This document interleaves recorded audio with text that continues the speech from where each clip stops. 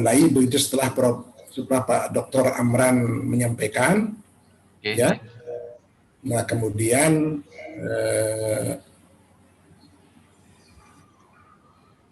langsung moderator ke saya. Nah saya ketika presentasi itu langsung sekaligus. Tidak bolak-balik. Baik. Enaknya begitu atau bagaimana? Bagaimana, Prof? Baiknya seperti itu atau bagaimana? Ya, kayak gitu sih nggak masalah, Prof. Juga untuk mempersingkat waktu juga. Betul, untuk mempersingkat waktu. Ya.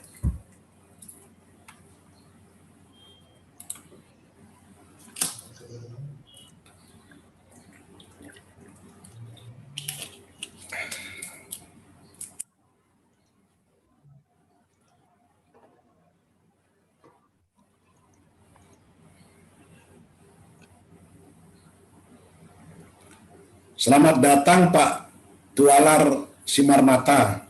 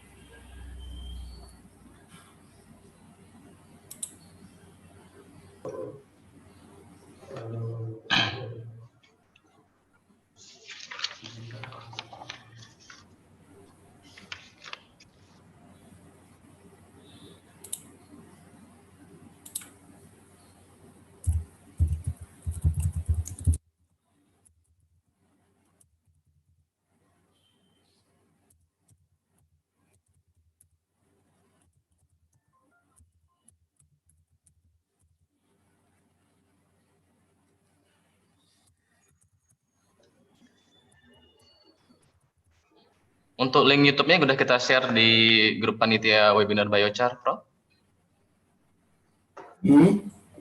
Untuk link streaming YouTube-nya sudah kita share di grup panitia Biochar. Baik. Ya.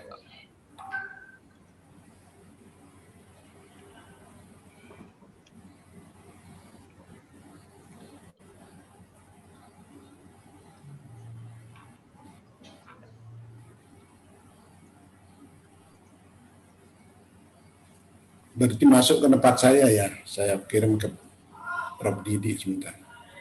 Baik.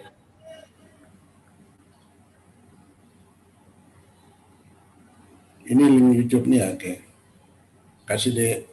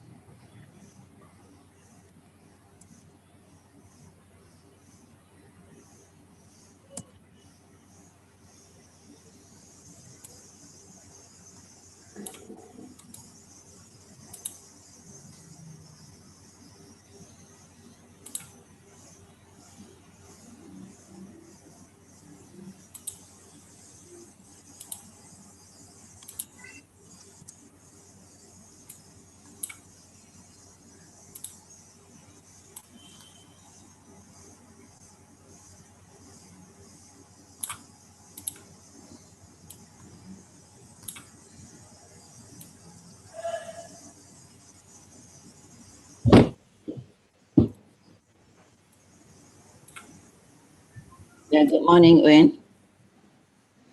Dengar? Dengar. Good morning, Roslani. How are you today? Okay. Yeah. Morning. I just want to ask you because I cannot get my virtual background at the background on my Mac book, but I can get it on my phone. Okay. Can I also go into my phone, buka, and then you use that one for my appearance? Bisa kah? Yes, Roslani.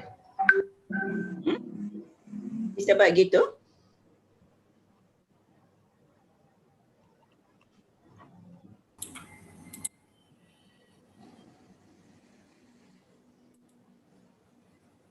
Bagaimana di UUD ditanggapi apa yang disampaikan Prof. Roslani tadi?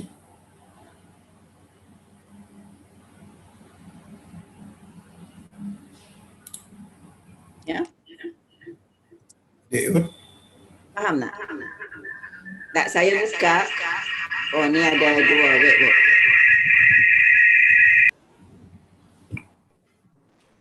Yes, Roslani. How?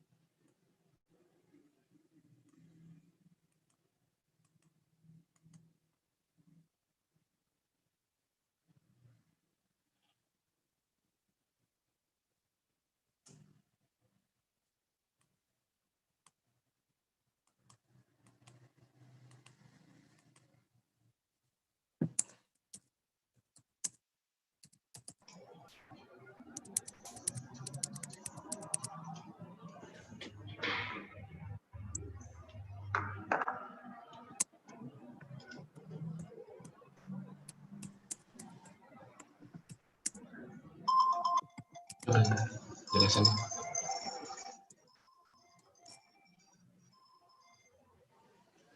Halo Pak, ada Pak. Nah, itu bu apa? Permasalahannya kan ada pakai sesuatu sebagai pandangan air, pakai HP juga jadi pakai gitu. Maksudnya dia kan mau ngambil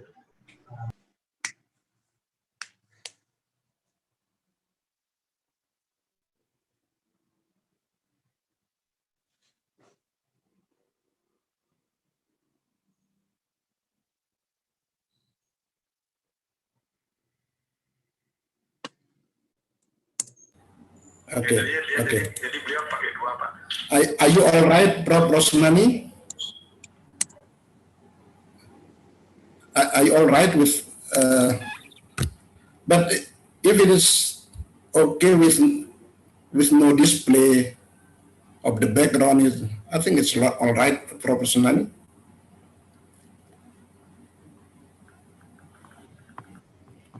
You still mute? Pastikan bahwa Sampun Pak, beliau sudah menjadi co-host Pak, jadi beliau punya akses penuh untuk mute, unmute. baik. Ya. Beliau masih mute itu. Selamat datang semua bapak-bapak, ibu-ibu peserta webinar. Ini kita masih belum. Selamat pagi juga Pak, salam hangat dari Bandung. Sama-sama salam hangat dari Mataram. Semoga kita tetap sehat semua ini. Selamat pagi Prof. Dari Pemda Selur, Kabupaten Rokok. Saya lihat ada Prof. Mansur Maksum juga hadir ini. Tokoh soil scientist dari Unram, guru dosen kami, jadi sangat senior dan alhamdulillah. Terima kasih Prof. Bambang Ari Kusumo. It's great to be here. Thank you.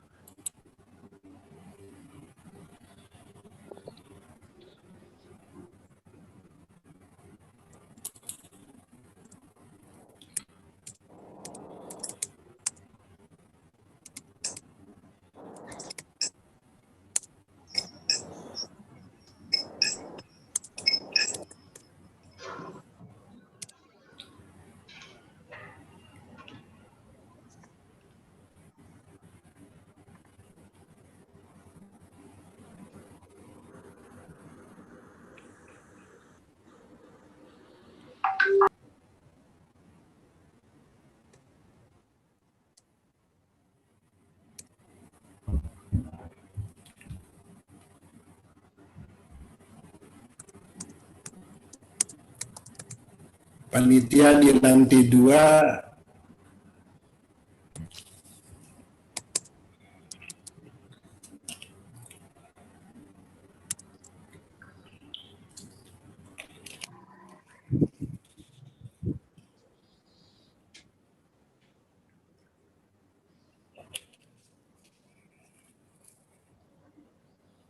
Assalamualaikum, Derwin. Waalaikumsalam. Waalaikumsalam. Derwin. Pak Amran.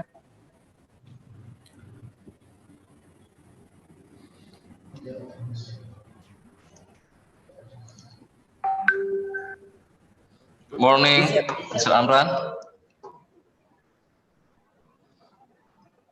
It's okay, I'm not using the It's okay. in the Okay, Prof. Yes.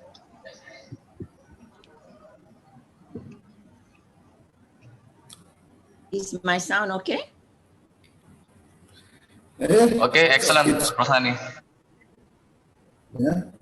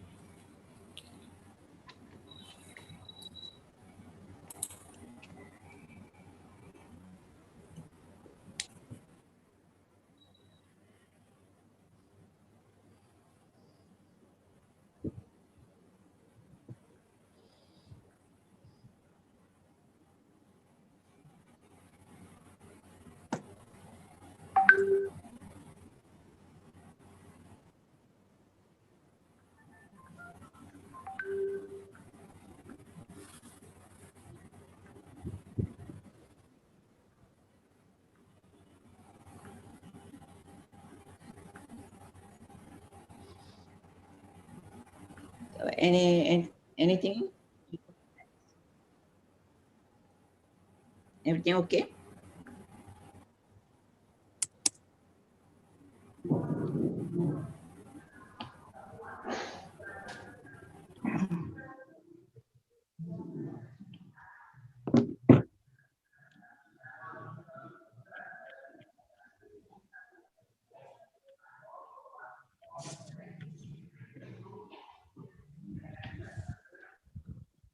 Calonnya Mbak balik masih. Masih. Ini kayaknya sementara pakai itu.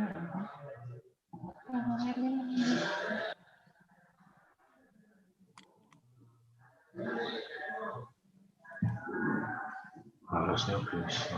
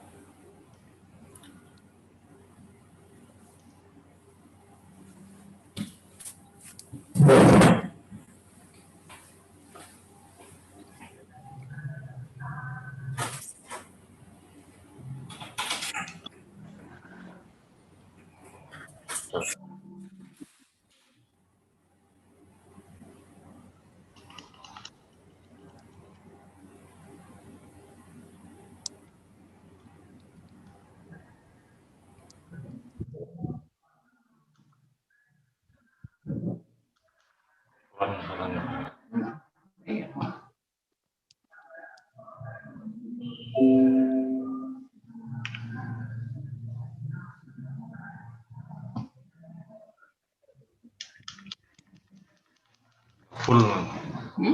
Sudah. Mentok. Ini banderin mana? Sama mana? Sama mana? Sama kemarin. Iya, apa kartunya? Ini keberatnya teman toh? Dalam? Keberatnya teman. Oke. Teman.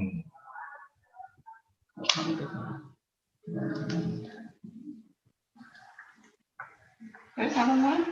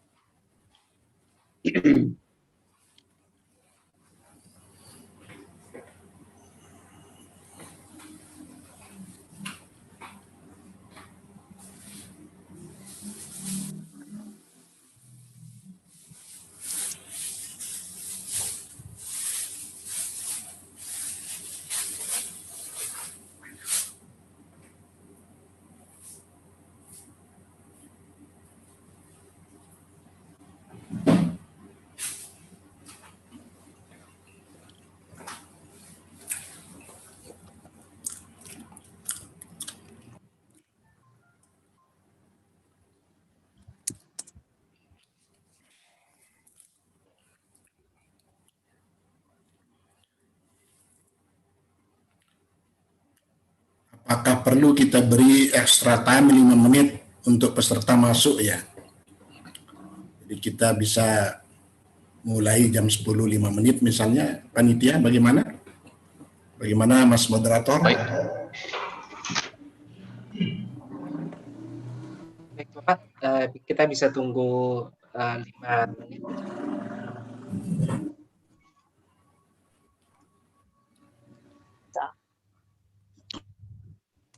Karena saya lihat jumlah pertambahannya cukup cepat ini, di menit-menit mendekati jam 10.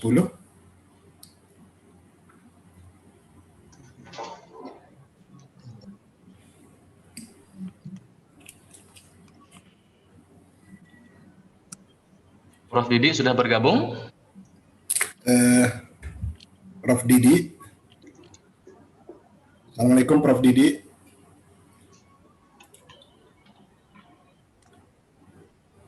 Mudah-mudahan Prof Didi bisa bergabung ini.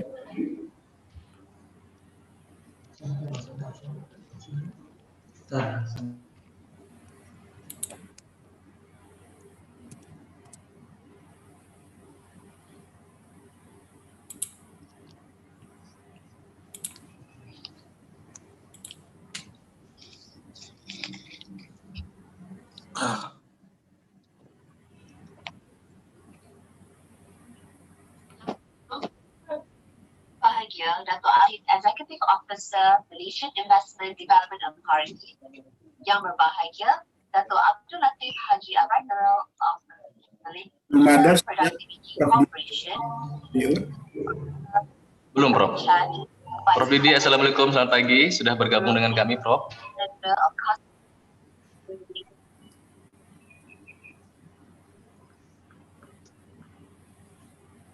Karena kalau penuh 300 nanti beliau sulit masuk.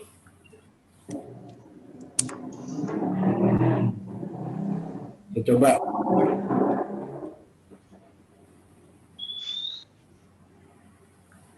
Mungkin kontak secara personal Prof, bagaimana? Iya, ini lasin HP-nya 0908. Coba saya telepon ya.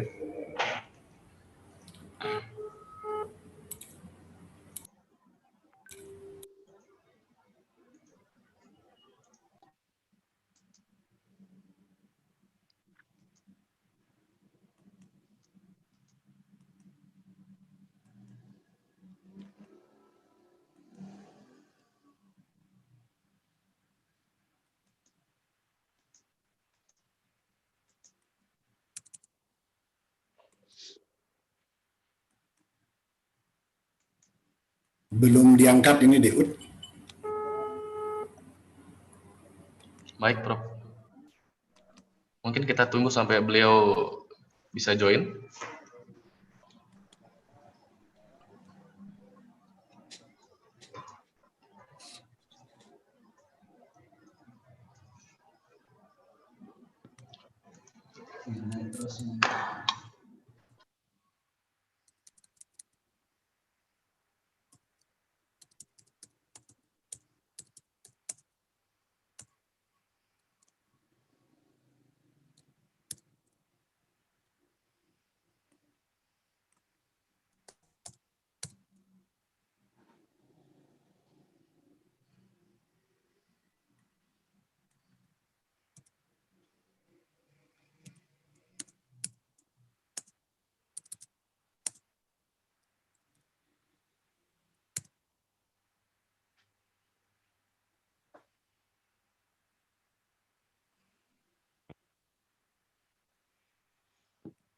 Oh,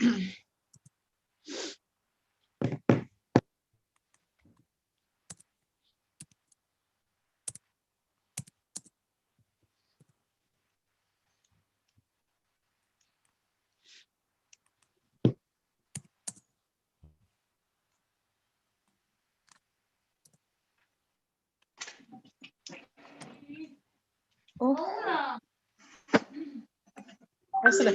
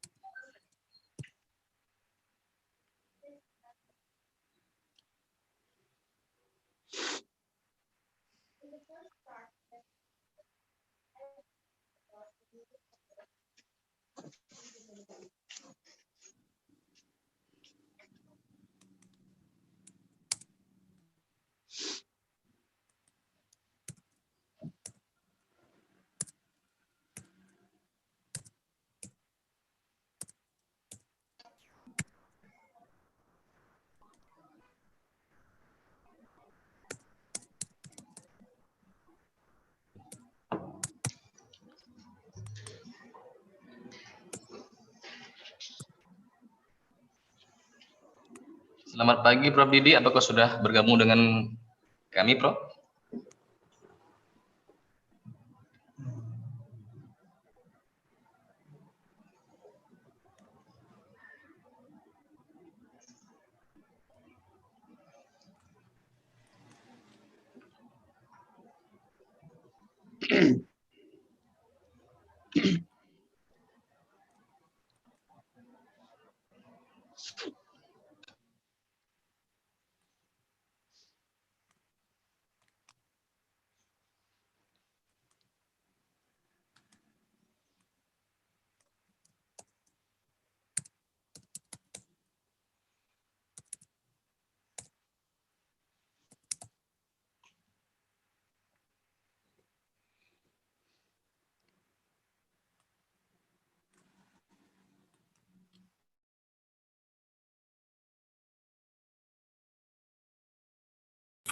Beliau sedang dalam menyambung link dengan Zoom yang kita share. Baik Prof.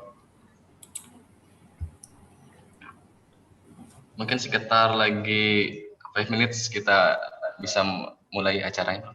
Baik, baik, terima kasih. Baik Prof. Maaf Bapak Ibu semuanya, sorry that one of the speaker still trying to join with us. So about 5 minutes we will start the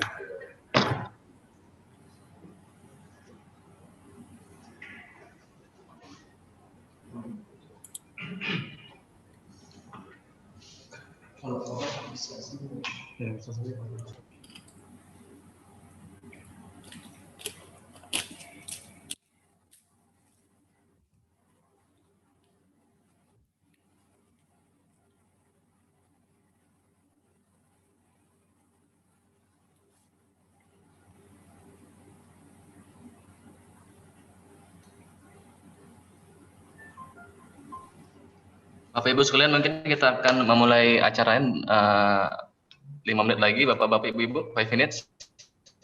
Sembari menunggu speaker kita lagi satu, belum bisa bergabung, sedang dalam menyambung jaringan dari Prof Didi Hajar Gunadi.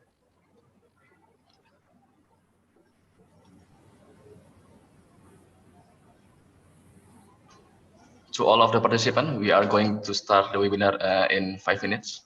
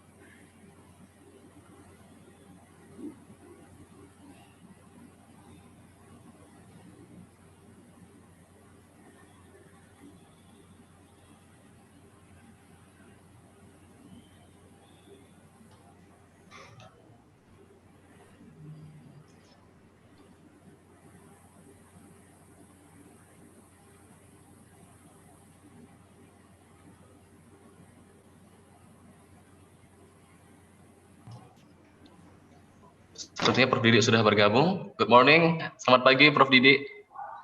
Assalamualaikum. Waalaikumsalam warahmatullahi wabarakatuh. Terima kasih. Thank you.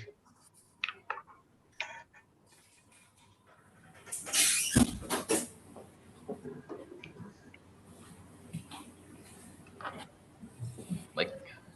Prof Bambang, bisa kita mulai kegiatannya? Silakan. Baik. Bismillah. Assalamualaikum warahmatullahi wabarakatuh. Salam. Hello, good morning everyone. Salam sejahtera untuk kita semua. Welcome and thank you for joining today's webinar, a significant contribution of Biochar in Agriculture and Environment, conducted by Biochar Association of Indonesia in collaboration with Biochar Malaysia Association, Postgraduate Studies University of Mataram and Universitas Tribona Tunggadewi Malang, Indonesia. I'm Ronggo Utomo from Postgraduate Studies University of Mataram as the host of webinar today. Right. Before we get started, let's thanks to God who has given us blessing and mercy so we can join this webinar in good condition.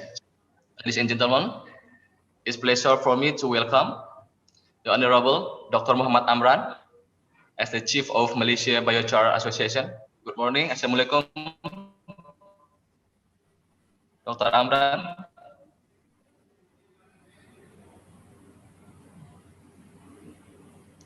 And next, our speaker, Professor Insinyur Bambang Kusumo, MAGR ST PhD from Biochar Association of Indonesia and from University of Mataram. Good morning. Assalamualaikum, Prof. Bambang.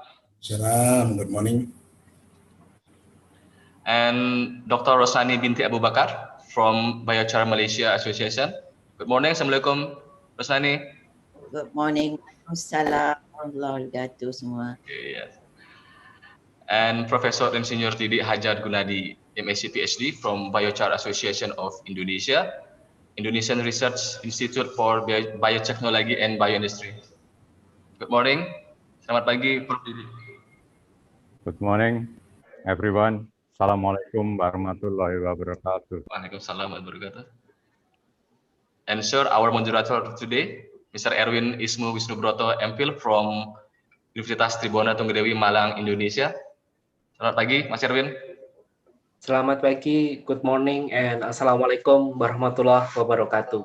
Waalaikumsalam warahmatullahi wabarakatuh. And all of the participants who join this webinar, may all of us be in good condition today. Okay, ladies and gentlemen, before we start, let me tell you about our agenda today. First, there will be an opening. Second, a welcoming speech from Dr. Muhammad Amran as the Chief of Malaysia Biochar Association. And third, presentation from our speaker, Professor Insinyur Bambang Kusumo, MAGR ST PhD from Biochar Association of Indonesia and University of Mataram. And then from Dr. Rosani binti Abu Bakar from Biochar Malaysia Association. And next presentation from Professor Insinyur Didi Hajar Gunadi, MSc PhD from Biochar Association of Indonesia, Indonesian Research Institute for Biotechnology and Bioindustry. And fourth, Q&A session or discussion session. And next, closing.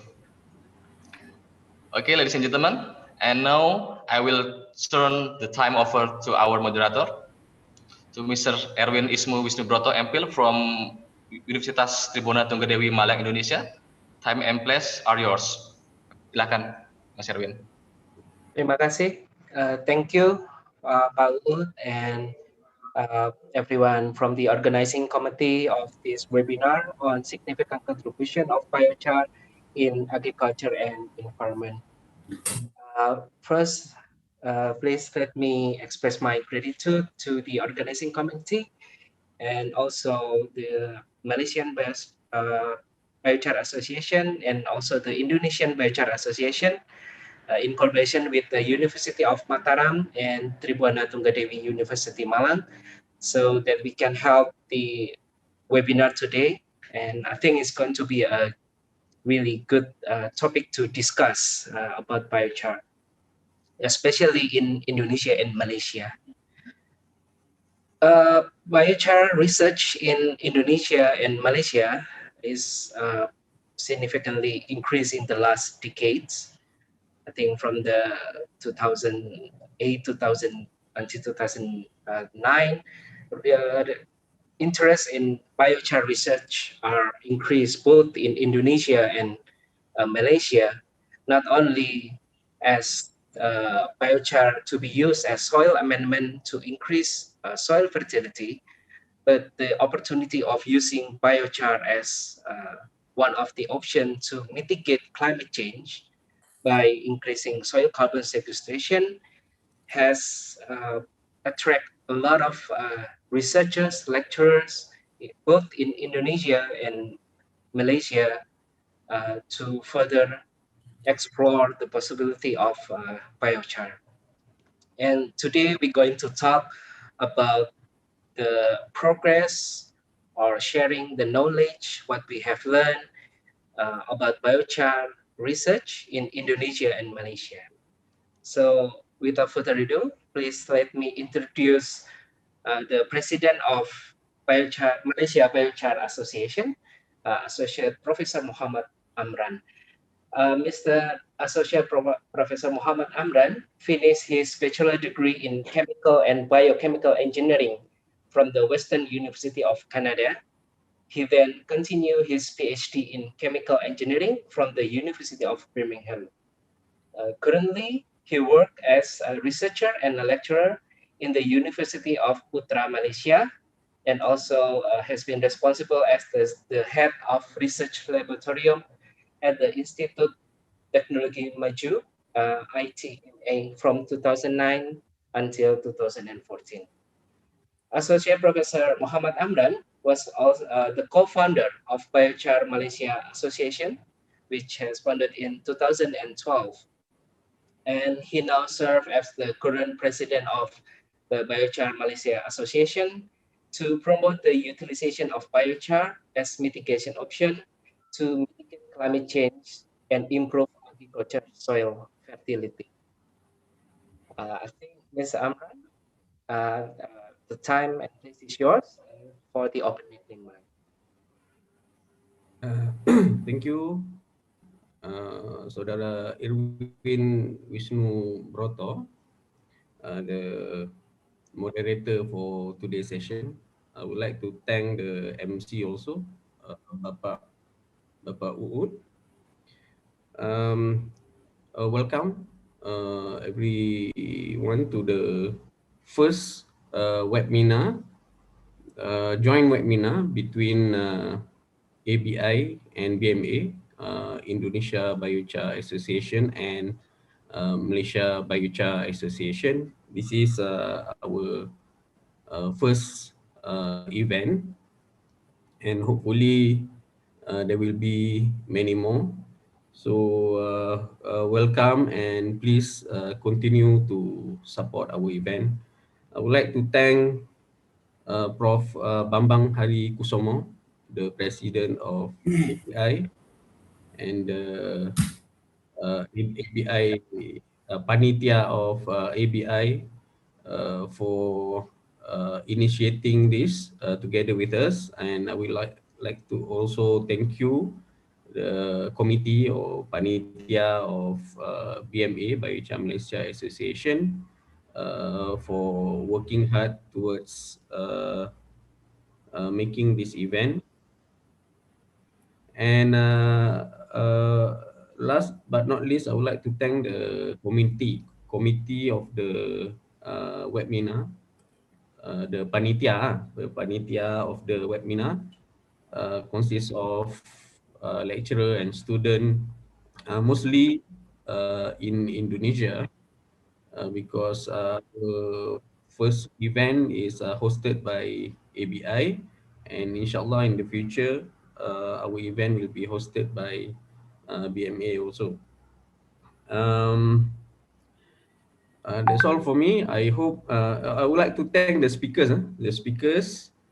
Prof. Didi Hajar Gionadi and Dr. Rosnani Abu Bakar, the Vice President of BMA, and I'm looking forward to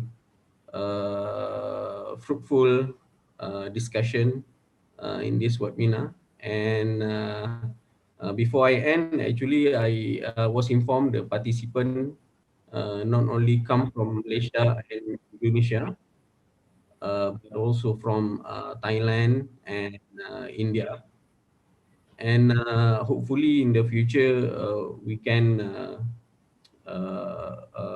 collaborate with other biochar association in the region to come up with a bigger event. So that's the purpose anyway, but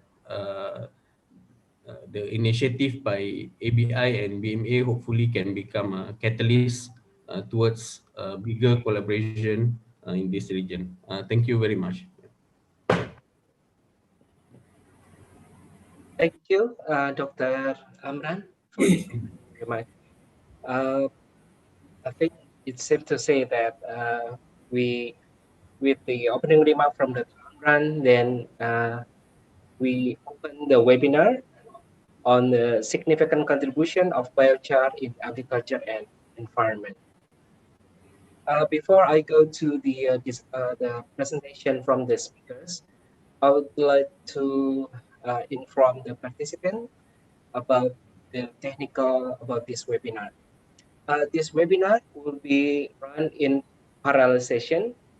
So the presenter, the speakers will present his or her presentations, and then after all presenter finish present the presentation, and then we move to discussion, and there will be I think we try to get 3 sessions first for the question and answer in the discussion.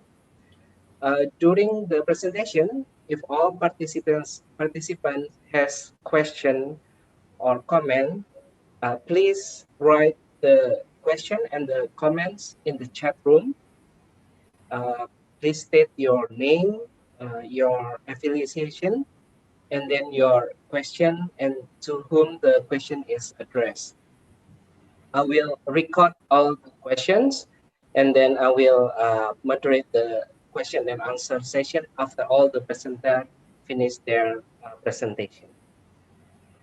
Yes, without further ado, it is my pleasure to introduce our first speaker of today's webinar. The first speaker is Prof. Bambang Kusumo. Prof. Bambang Kusumo finished his bachelor degree in soil science from the University of Mataram, Indonesia. He then continued his master degree also in soil science from the University of Queensland, Australia.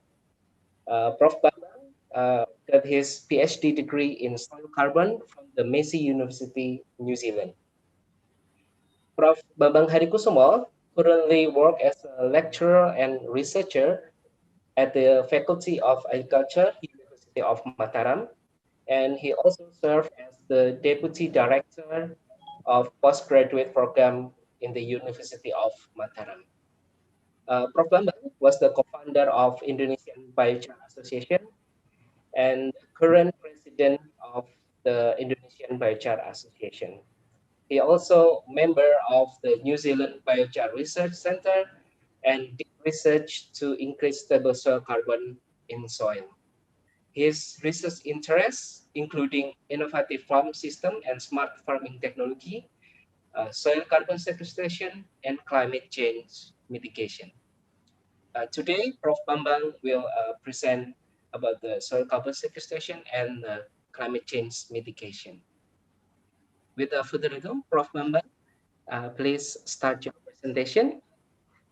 And thank you. Thank you, Mr. Moderator. Assalamualaikum warahmatullahi wabarakatuh. Selamat pagi dan salam sejahtera bagi kita. Peace be upon you all, and then may God bless you all. So, on behalf of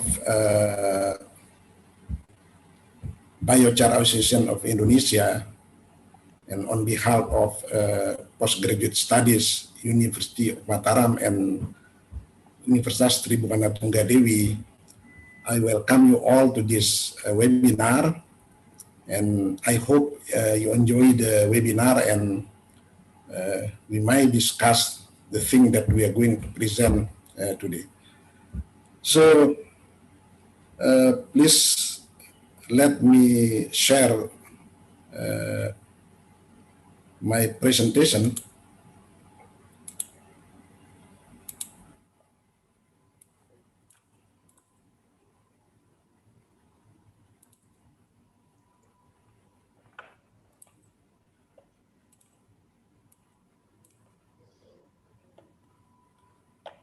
Yep. Today, I'm going to present the topic about soil carbon and global warming. And actually, a lot of questions about why soil carbon related to global warming. So probably for the soil scientists, this can be answered easily, but for not who are from soil science, probably this question will be answered today. Actually, if you look at the land use conversion, soil respiration, yeah, a lot of carbon move from soil to atmosphere. So carbon move to atmosphere as a carbon dioxide, and then the amount of carbon moved to atmosphere is quite a lot. So at least 4.3 petagram per year, or about 2.2 ppm per year, goes to atmosphere. And if we look at the soil carbon pool, the soil carbon pool about 3 times larger than atmospheric carbon pool.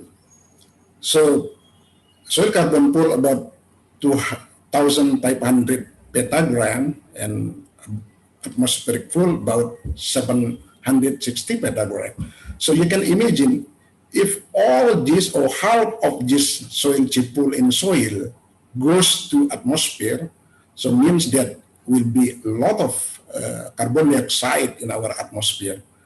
So data said that in 1750, so the concentration of CO2 in atmosphere about 280 ppm. So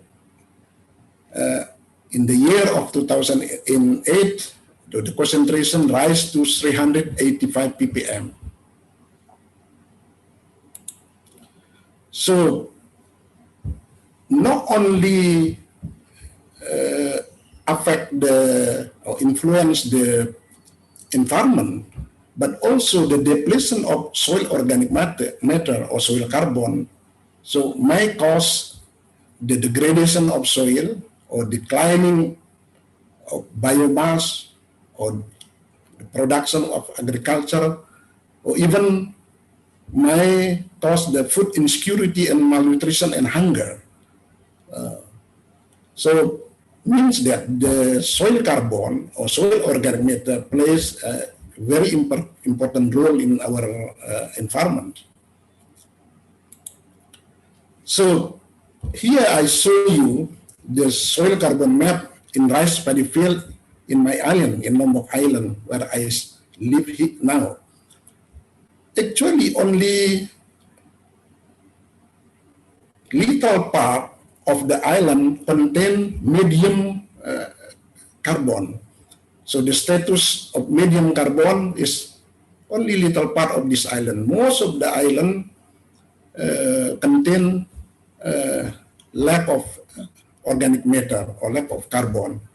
So we should actually consider this as a threat in the future, that we need to do something, that we need to increase our soil organic matter in soil. And then how atmospheric carbon dioxide cause global warming.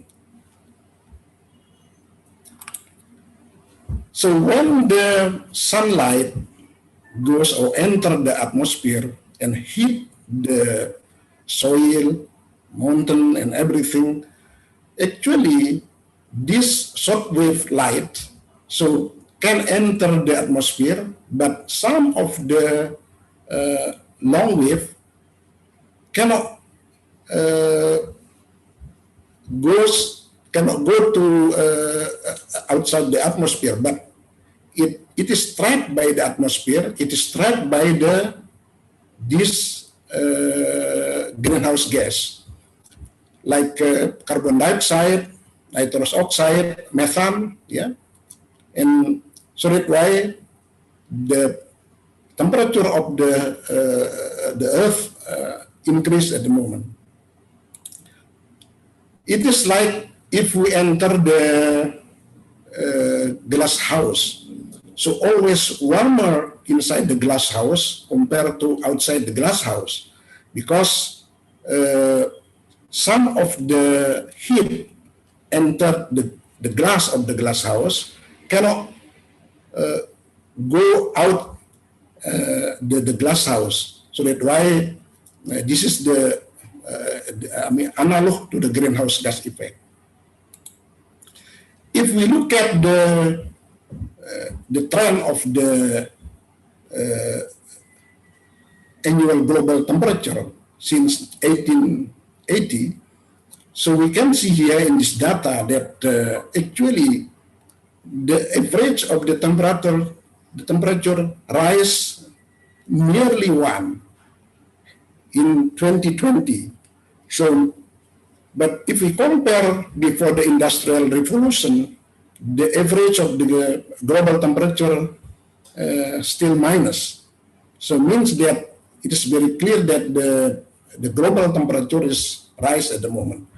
So the consequence of this global temperature, it may change the climate, or like change the rainfall pattern, the rainfall season. So sometimes we can feel like very heavy rain with strong hurricane and so on. So if you look at the global warming potential of CO2, yeah, actually the GWP is about 1 compared to methane and nitrous oxide. So, but even though the global warming potential, or the potential to cause the global warming, even though only 1, but the concentration of CO2 in the atmosphere is the highest compared to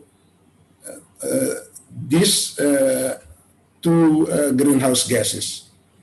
And also the concentration of global warming, I mean the proportion of global warming compared to other greenhouse gases, CO2 is the highest, so about 54.7% compared to methane and nitrous oxide.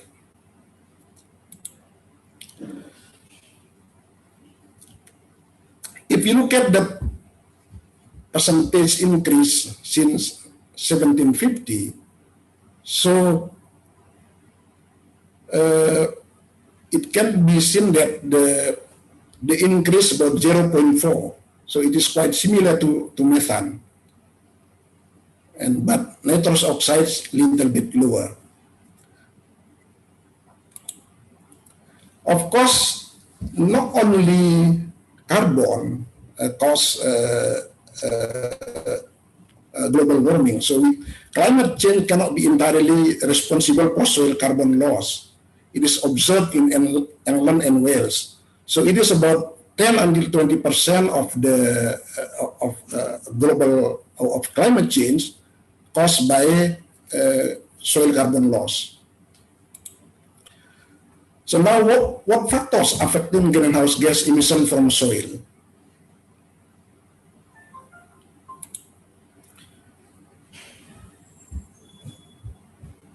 Actually, actually, there are some factors. First is biomass burning.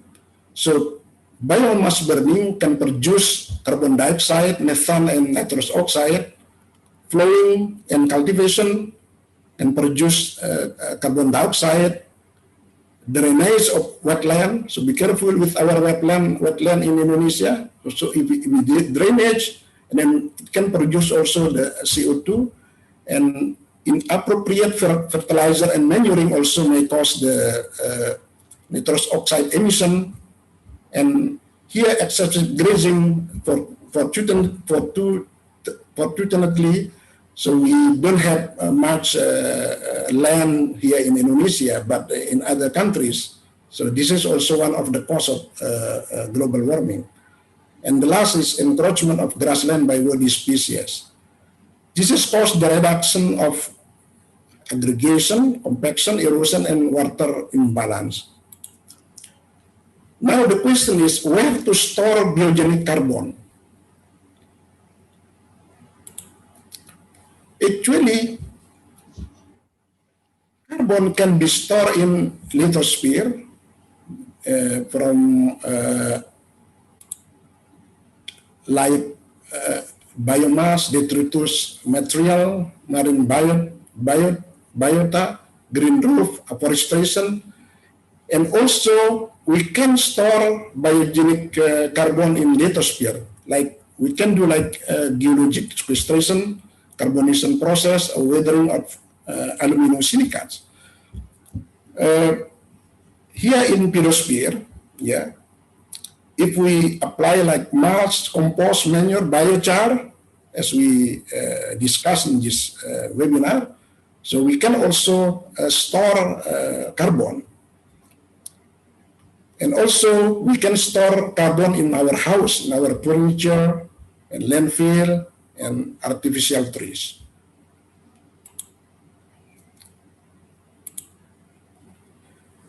If we look at the, let's see, the trend of carbon dioxide emission to the croplands, rangelands, and also the degraded lands, we can see here that the cropland, this is quite big. So we can store about 0.4 until 0.8 gigaton carbon per year. And also in irrigated soil, we can store about 0.01 to 0.03 gigaton carbon per year. And in grassland or rangeland, we can store about 0.01 until 0.3 gigaton carbon per year.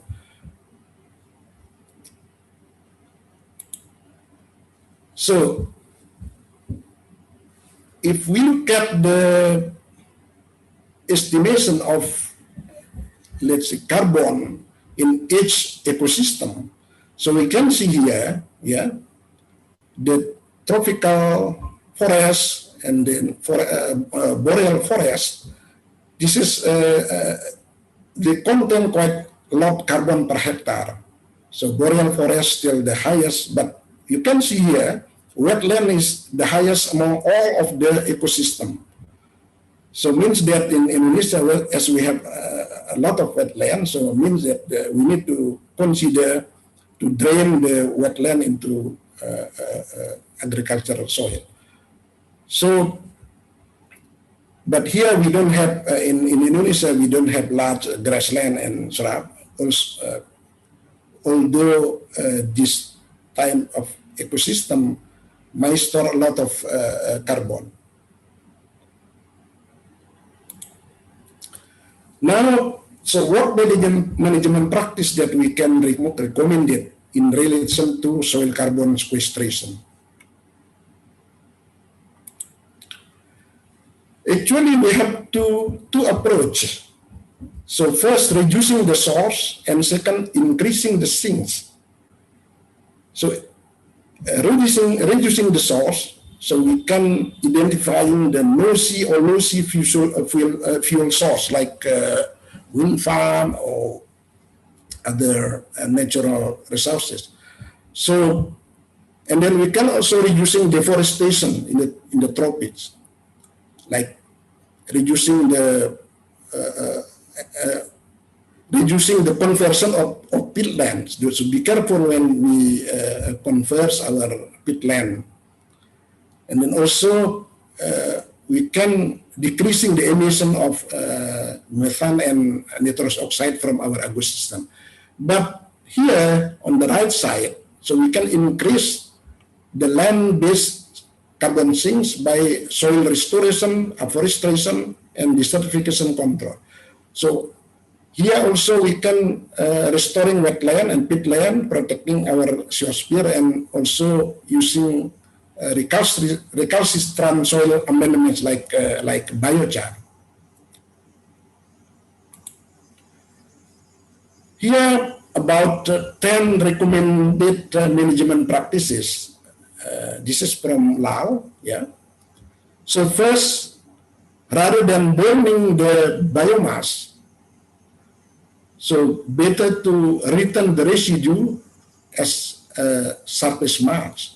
So rather than applying conventional tillage, so better to apply conservation tillage, no-till or mulch farming.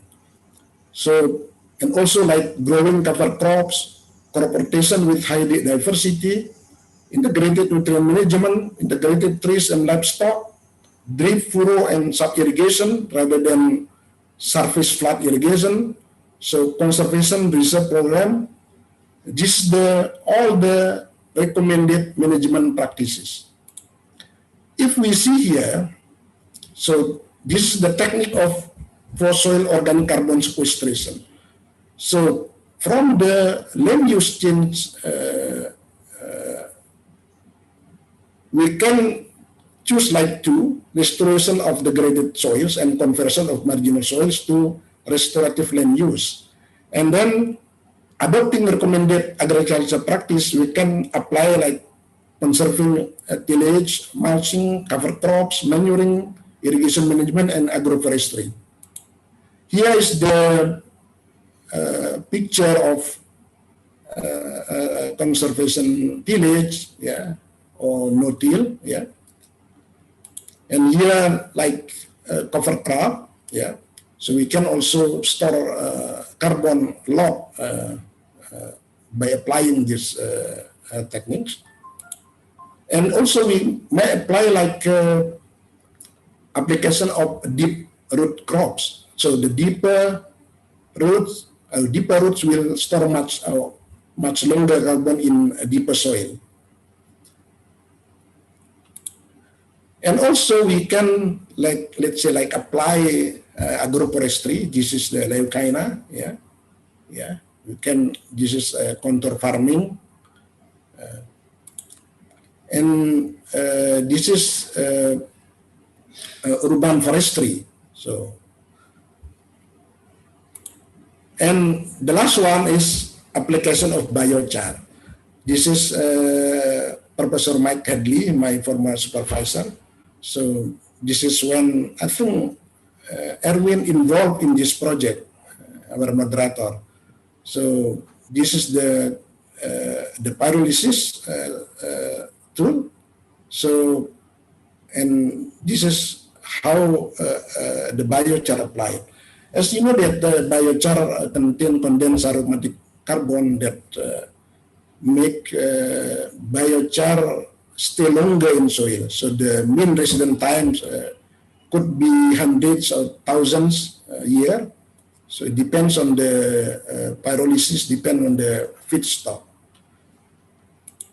So the conclusion, transformation of soil carbon to the atmosphere as a CO2 may cause global warming, and sequestering carbon into soil may be used to mitigate global warming. And then recommended agriculture management practices are the alternative solution for soil carbon management, including application of biochar. Thank you so much, Mr. Moderator.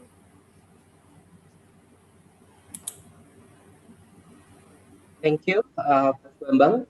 Terima kasih. I think it's really a good, clear presentation about the basic of why we're talking about biochar in agriculture and environment. So if I may just elaborate notes from Bambang presentation is that global warming and the current condition of climate change induced from agricultural practices. The atmospheric CO2 concentration is the reason why we should sequester carbon in soils from the agricultural practices to mitigate the carbon dioxide emission. And I know there are two the CO2 emission. First is to reducing the source of emission.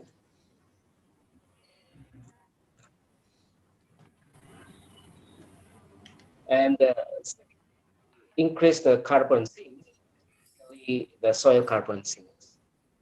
So I think we can thank for the Prof. Bambang presentation for the opening of this webinar. I think we can go to the next presenter, and it's my honor to introduce our second webinar, Ibu Dr. Ibu Dr. Rosenani Abu Bakar is graduated for her PhD at the University in 1990. She is a former professor at Land Management Faculty of Agriculture from University of Putra, Malaysia. Currently, she is pensyarah ilmu in Malaysia. Ibu Dr. Rosenani is really experienced and distinctive researchers and lecturers in Malaysia. Her area of specialization is in soil chemistry and plant nutrition. Her research focus and area of interest, including nitrogen and carbon cycle processes, greenhouse gases, and also organic waste recycling in agriculture.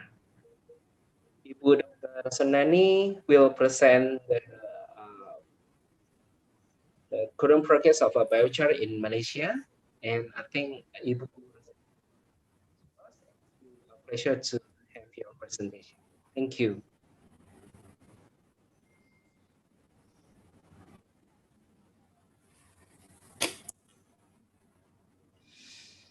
Thank you very much, Dr. Erwin. So I think we all understand the importance of sequestration. So my presentation today is on the work that we have done in Malaysia and talk about what we have achieved. First of all, I'd like to thank first BMA for giving me the honor of presenting this first webinar lecture. And so, Assalamualaikum warahmatullahi wabarakatuh semua. Yeah. So first, I'd like to go into the progress in preparation of biochar. Let me put on. Yeah. So we actually started on biochar work way back in probably 2008, and I personally started in 2009 when I first discovered about biochar from the internet. And then I started testing the biochar with rice husk char. That was the only available biochar at the moment. At that moment, from the rice mill, where they produce, they burn the rice husk char and some rice, where they burn the rice husk and produce some rice char. And it was by coincidence that at the same time, the engineering faculty of UPM, that led by Professor Azni and Dr. Amran, was also involved with production of biochar, doing pyrolysis. And so they started also, and then we met, or Prof. Azni approached Faculty of Agriculture, UPM, on whether we have done any work on biochar. And that was the happiest moment for me, because I thought I was the only one who was starting on biochar. So we got together, and we then they told me that they have started a pilot plant. Yeah. So in 2008 to 2010, in fact, they have a project to set up a pilot plant with a company, NASMAC. And so they had it established, and this is how we got our first empty fruit bunch biochar to work on our studies. So this is quite a big plant, but the production cost was very high. And then later on, this plant was dismantled and a new plant was set up. And actually, they started doing early crude char making like this, which is a very small scale, just testing, which is not very sustainable method. And then in UniKL, Dr. Bachman started also on his own model, upscale Bologna rice husk gasifier. So that probably is the first one. And then we had a farmer on his own initiative, which was very good, that started his own kiln, not to say very small and not to say very big, but he started producing biochar, very nice, very good rice husk biochar for his own use. He has his own business of producing rice seedling and doing transplanting, mechanical transplanting for other farmers. And so he produced his own biochar to do the media for the seedling. So I think this is really good, and I will talk about it later later on about his work. And of course, we also have a brick kiln that they were doing.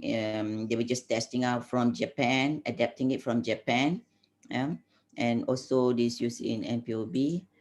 And then later on, they went into more sophisticated models. NPOB as well as UPM started testing with microwave powered pyrolysis, and also with natural gas or diesel, and and in UPM, this is in UPM microwave. So this pyrolysis plant powered by auxiliary fuel is usually able to control the quality of the production of the biochar. So this is just a pilot, I think, model. This is just a model. But I'm so happy to actually say that since then, we have in the industry, with their own initiative, setting up commercial biochar production plant. And there are two at the moment that we know of. There are probably a smaller one that we do not know, but officially we know that there are two big plants, and there is the company that is Palm Leaf Traders in Rian Berhad, using feedstock of palm kernel shells.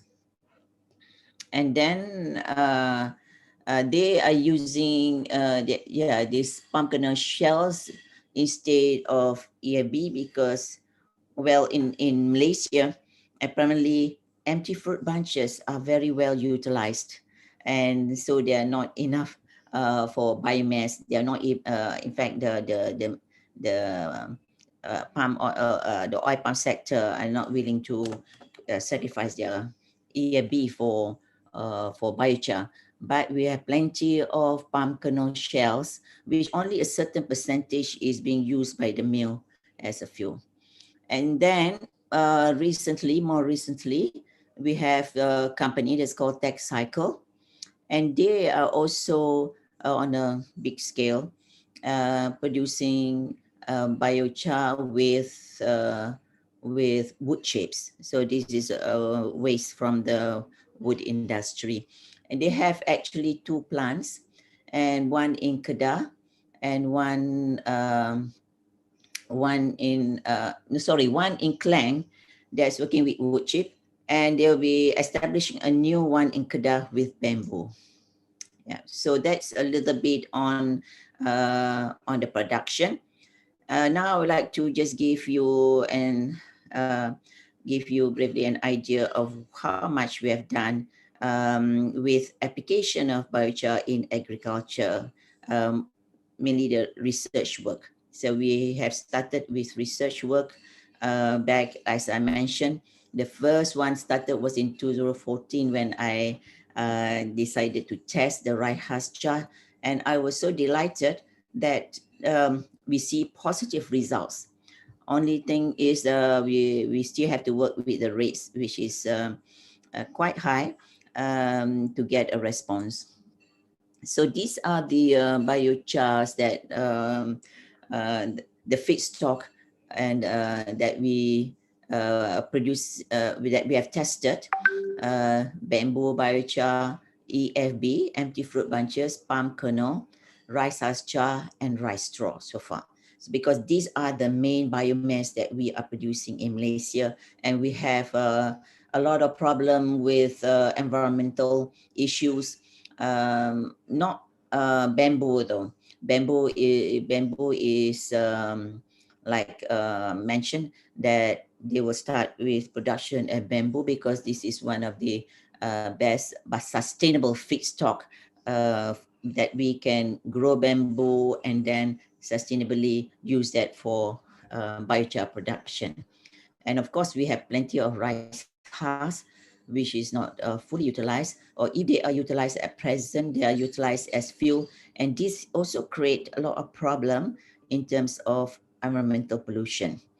And of course, rice straw. We are still looking at rice straw on how we can actually utilize or make biochar from rice straw, because there's we are not like Indonesia where we have livestock. The farmers have livestock, integrated farming.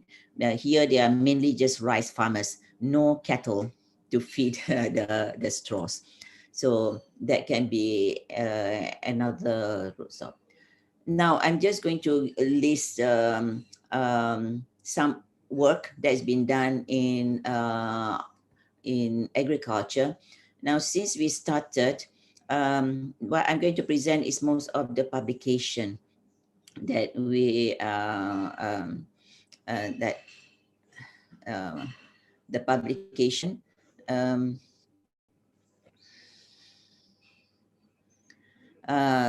Since 2014, because we start very late, and but we have postgraduate students who were doing this research, and they managed to publish some papers. So if you see, I've listed here that according to the biochar type that we have done. So this is oil palm empty fruit bunches. As I mentioned, that because this is more available from the first pilot plant, and so we were able to test more on the empty fruit bunches. And here we the workers are using various crops to test vegetables. So we have vegetables. We have herbals. Some are testing with herbs. Some are testing with vegetables, and then rice, and also oil palm seedlings. So this is we hope that the oil palm sector actually will pick up this endeavor to introduce biochar in the palm industry, in the oil palm plantation. And one of the venue that we can apply biochar is in the nurseries with the seedlings, using it in the media, so that when you transplant it, then you transplant the biochar itself to the field also. So this is a very good idea, I think. And MPOB, our palm oil board, Malaysian Palm Oil Board, is also looking into this. And we have found that with biochar, the root development of the seedlings were very good. So this will be very good for establishment in the transplanting of the palm in the field, and to have faster establishment in the field. With rice, and yeah, all these papers show that there are positive effect of the biochar on the crop.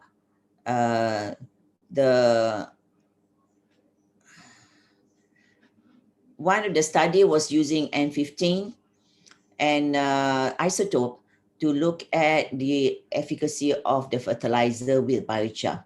And this is quite promising, because we have found that with biochar, there is a higher recovery of fertilizer nitrogen. And then we have also vegetables studies, and several maize, and also one work that involves mycorrhiza. So this have been published.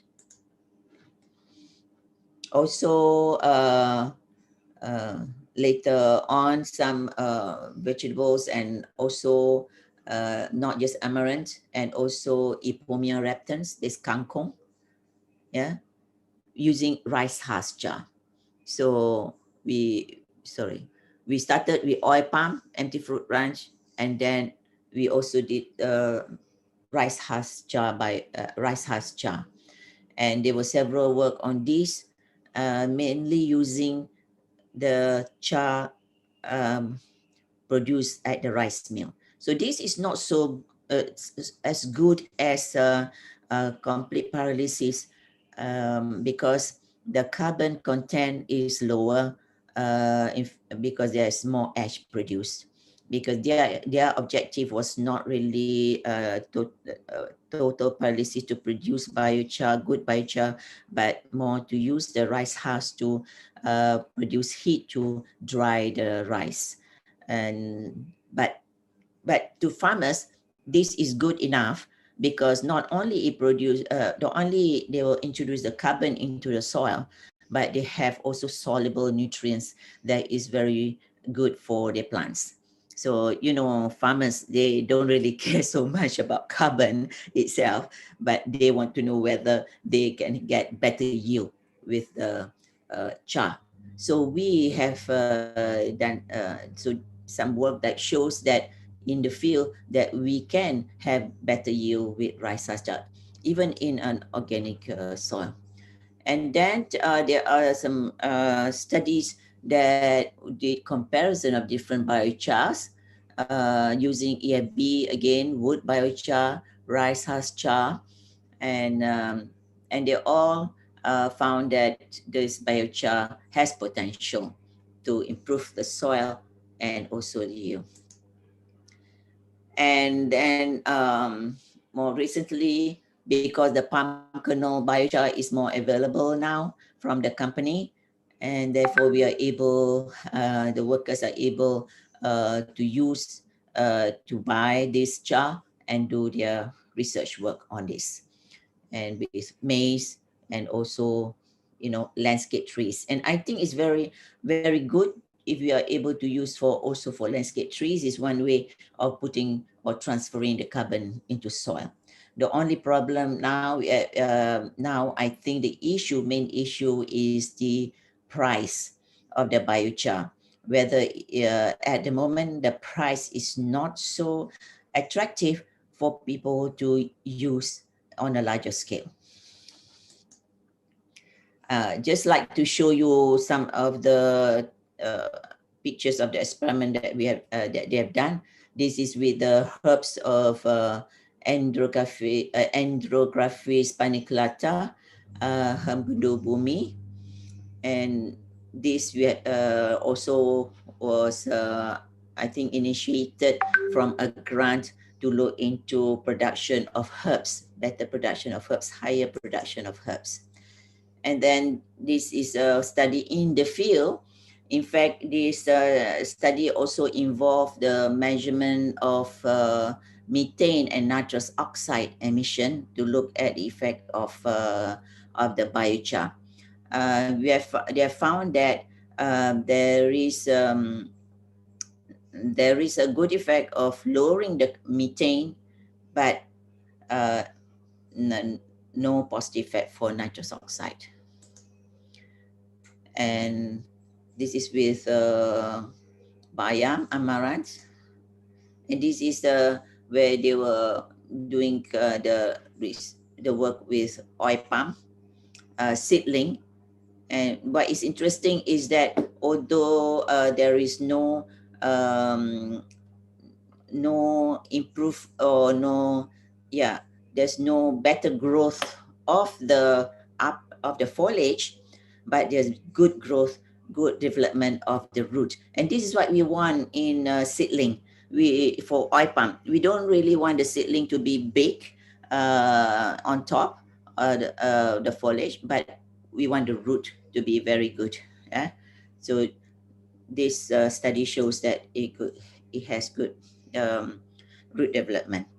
And then in the rice field, that we found that this was done in a granary area which has very peaty soil, topsoil that is organic. So you may ask, why you want to put biochar in peat soil?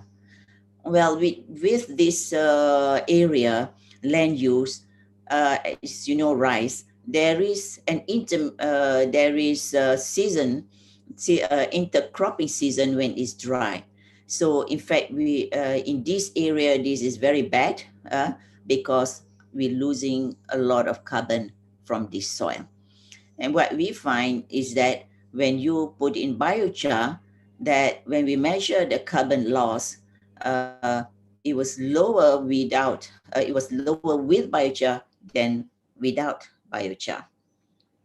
So and the yield also increased during the first season. We see a higher yield with biochar, rice husk biochar, than the control. And in the drier season, which mean in more problematic problem when we have a problem with water irrigation, but the plant with biochar sustain and produce higher yield than the control. So this, I think, is very good.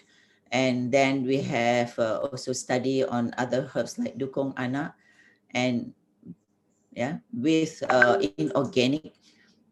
We also at the same time started a trial plot. BMA established a trial plot in our organic unit at the faculty to look at organic system, where we have here set up a trial where organic fertilizer only, and then with biochar plus organic fertilizer, and we have also biochar only, right? And what we find is that with biochar and organic fertilizer, without the conventional planting with chemical fertilizer, we have very good growth. In fact, in our organic unit, we are using biochar for all the crops with organic fertilizer. right?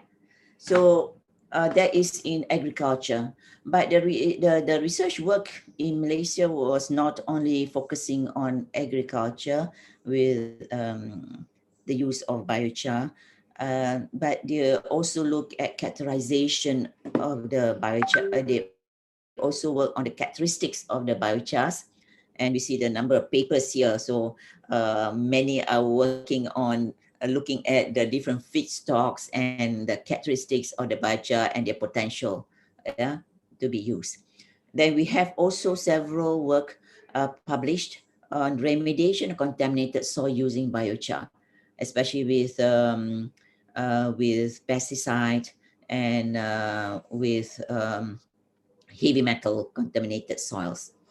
And we also have microbiologists that work with biochar to look at its effect on soil microbes, on mycorrhiza, on rhizobia, and all that, and so on. It has been found that biochar is very good for as a habitat in soil and improve microbes.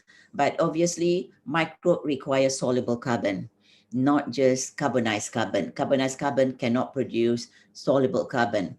If it has some soluble carbon, it will be depleted. So that's why you see that it works very well. The plant grows very well when you apply organic fertilizer with it. So the soil requires not just biochar, but we do need still to put in organic materials to the soil for substrate, as soluble carbon substrate for microbes. All right. So these are some of the work that is done in with remediation work using oil palm kernel, shell, and bamboo, biochar, and so on, and rice husk. So they have found good results with this. Yeah. So this again, looking at the characteristics, and also recently, more recently, looking at absorption of methane, carbon dioxide, and nitrogen sulfide.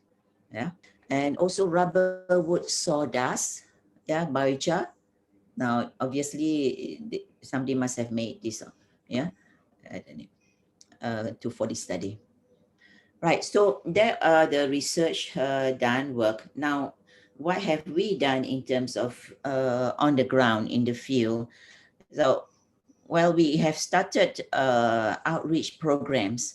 One of our members who works at University of Malaya has started outreach programs with the community to create awareness and to promote them to use, to make their own biochar and to produce and to use the biochar in their urban gardening, in schools, organic gardening in schools, and in fact, it has been also in the media. So we have made promotion through the media and TV and newspapers. And this just to show that a few farmers have already started in their own initiation, their own model in the field, you say, to invent their own way of making biochar, as this one farmer growing rice. So he made his own char and then he applied them in the field. And he's now continuing to do that and also promoting to others. And we have one farmer in Sabah also learning from this farmer that started her own biochar making.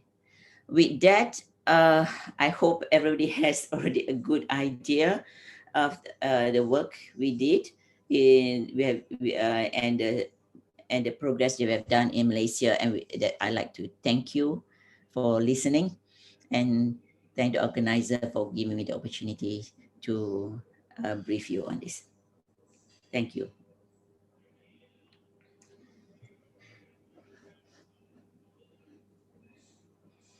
Thank you very much from Ibu Dr. Rosinani. It is a really good and interesting talk about the progress on Malaysian Biochar Association.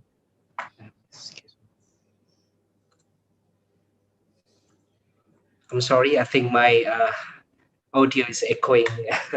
So if I may, I have several notes that I want to emphasize from Ibu Dr. Rosenani talk is that the biochar research in Malaysia, I think as well as in Indonesia, really took off since 2008.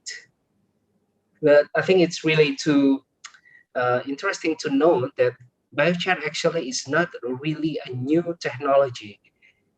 Farmers are already used to apply rice husk char or ash in their field to improve soil fertilization. But starting 2008, I think both in Indonesia and Malaysia, we took a great interest of research in biochar, not only to improve soil fertility, but also then we know that the biochar can improve soil carbon sequestration and therefore contribute to the climate change mitigation. And I think from Ibu Dr. Rosinani presentation is that there's, I think, about more than a decade of experience of biochar research in Malaysia. I know there is the first pilot plant from 2008 2010 was built, but unfortunately it's not very cost effective. I think that's one of the issues of biochar production that we have to think and discuss about the cost of production of the biochar. But then in the later stage, biochar research in Malaysia worked to develop more sustainable pyrolysis screen, both in a small scale level and also in farm level. Yeah. And I think there's really good opportunities to work together with the oil palm industry from the experience with the Malaysia Biochar Association here. And it is I think another interesting point from Dr. Rasenani presentation is that the application of biochar from oil palm empty fruit bunch or tandan kosong in Indonesia is really shown a good results on various agriculture commodities. Hence, the oil palm sector could explore the application of biochar, moreover in the seedling and nursery. And the farmers also get more benefit from the fertilization efficiency after the biochar application.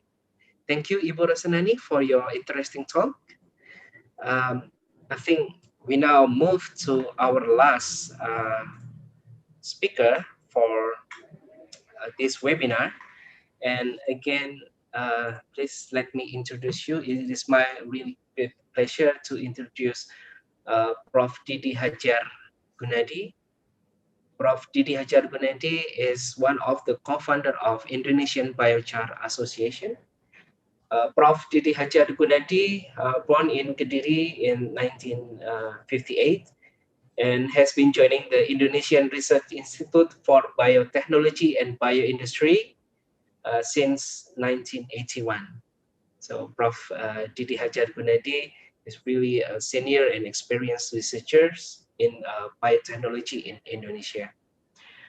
He got the master and the PhD degrees in 1986 and 1989 from the University of Georgia, United States of America. And he got the research professor in 1995 in the field of soil science and fertilizer.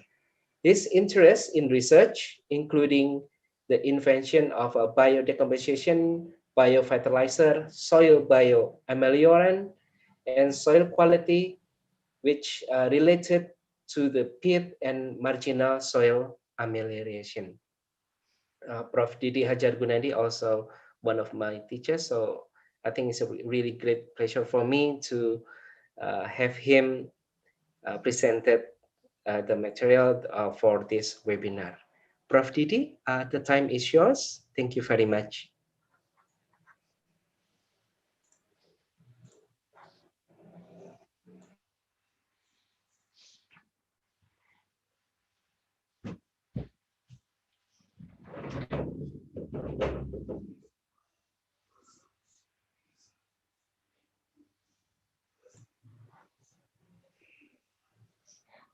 Excuse me, Prof. Didi.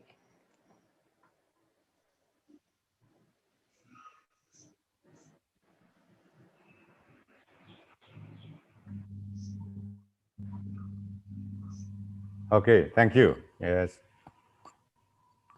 Thank you, Dr. Erwin Wisnubroto, for the nice introduction.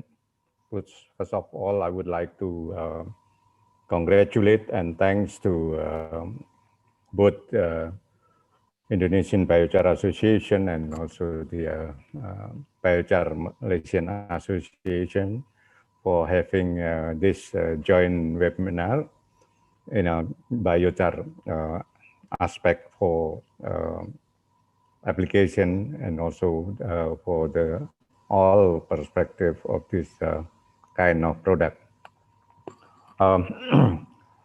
My presentation is actually based on my new book entitled in Bahasa actually Biochar, New Perspective, Soil Phytoameliorant, Soil Ameliorant. Why I stress is on the soil phytoameliorant, because in Bahasa it is stand for the pembenah tanah hayati. Pembenah tanah nabati. If we use the bioameliorant, I think that would be inappropriate, because bio will stand for hayati in Bahasa. Okay, let me share with all of you, and of course I would thank to all participants who has been joining this webinar, and I wish that you have already enjoyed the material that has been presented by Professor Bambang Kusumo and also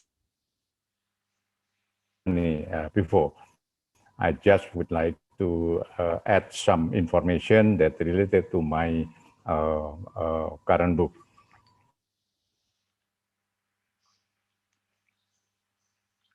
Shortly or briefly include from the introduction, and then a bit about soil quality degradation, and then to biochar and its characteristic, biochar classification, and then biochar application, follow with biochar root interaction, and biochar pros and cons. Yeah, that is a biochar, what you call it,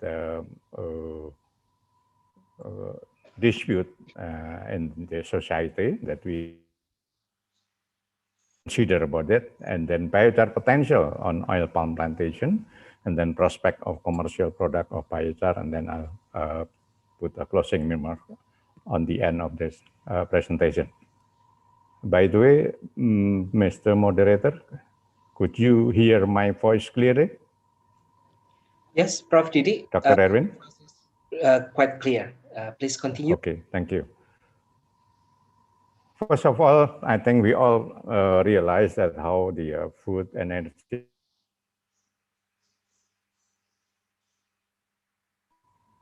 Hello? Yes, Prof. Please Have you heard me? Yes, yes.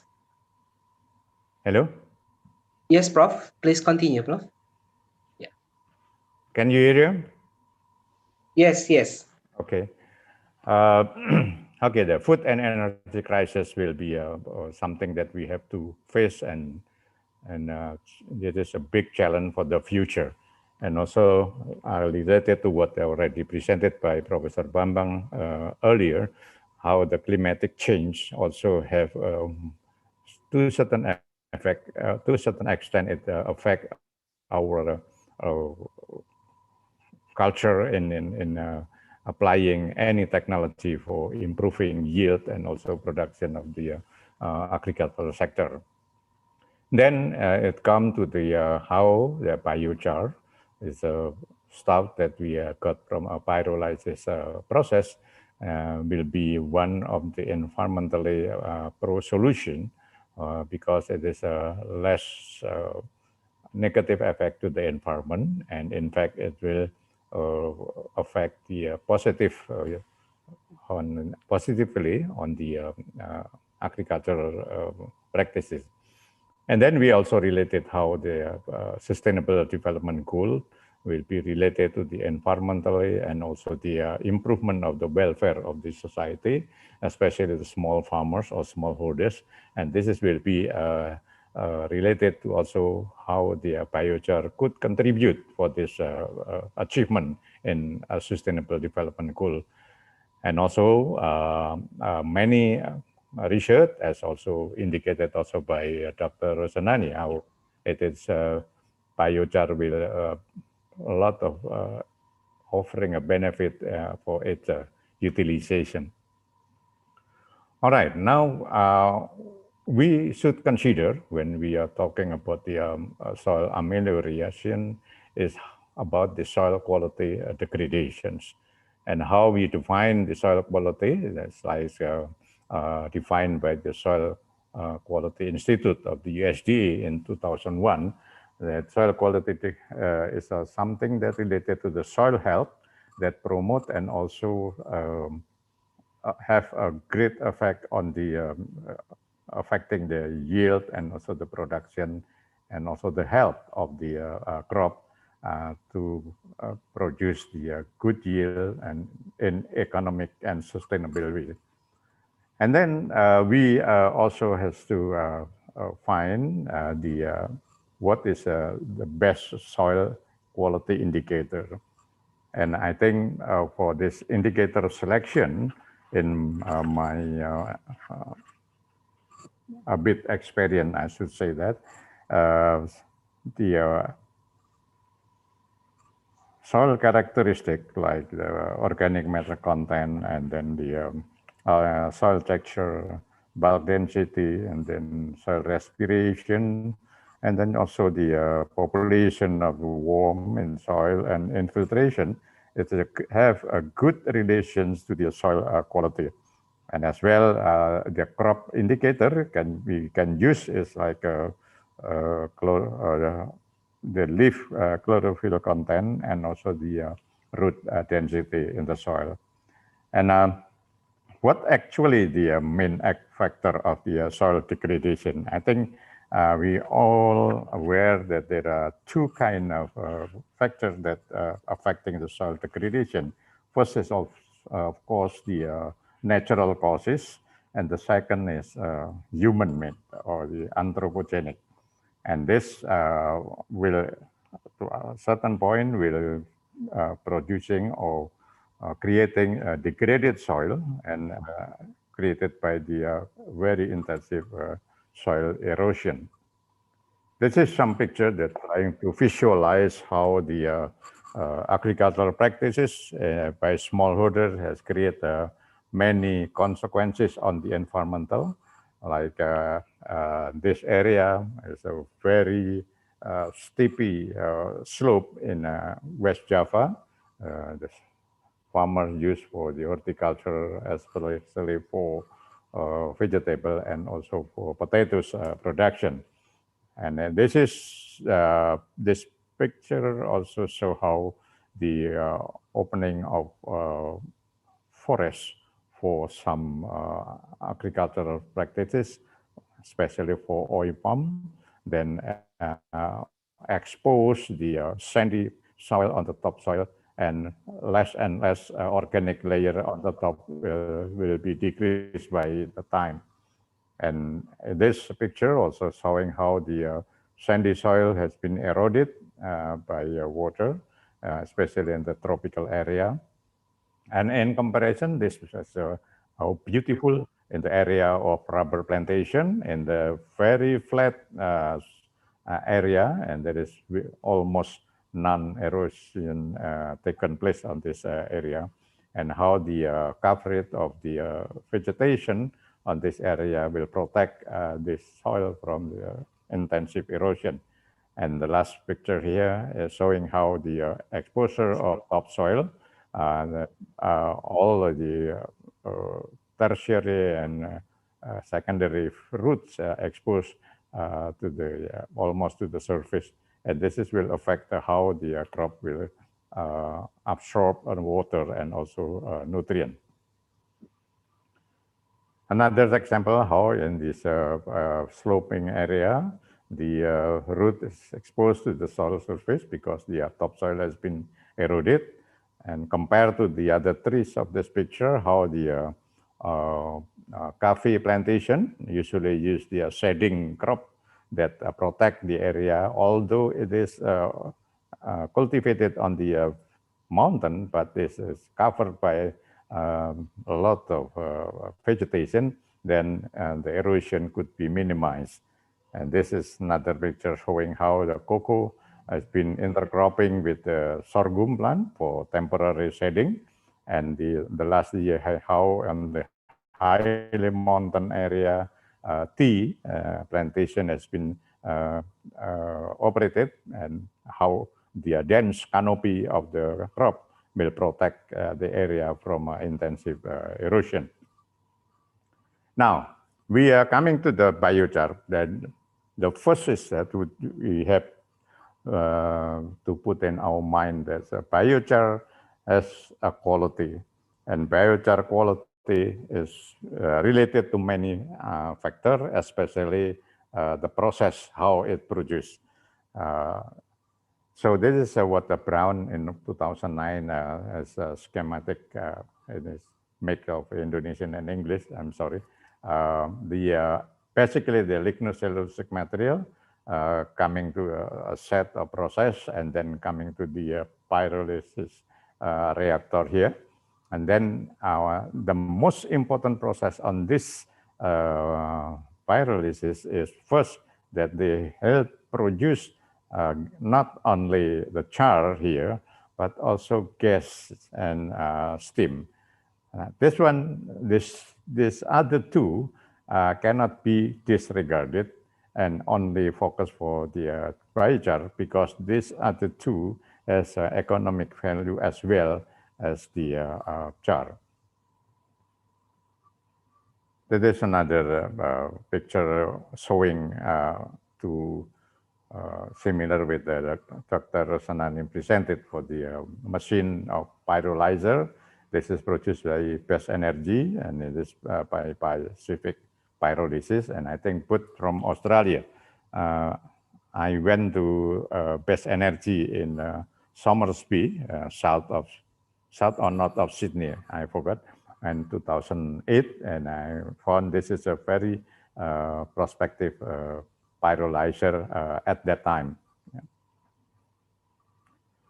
Now, this is a theory that presented by Downey et al. In 2009, how actually a biomass will go through the process in high temperature, ranging from the 400 degrees Celsius to 2500 degrees centigrade.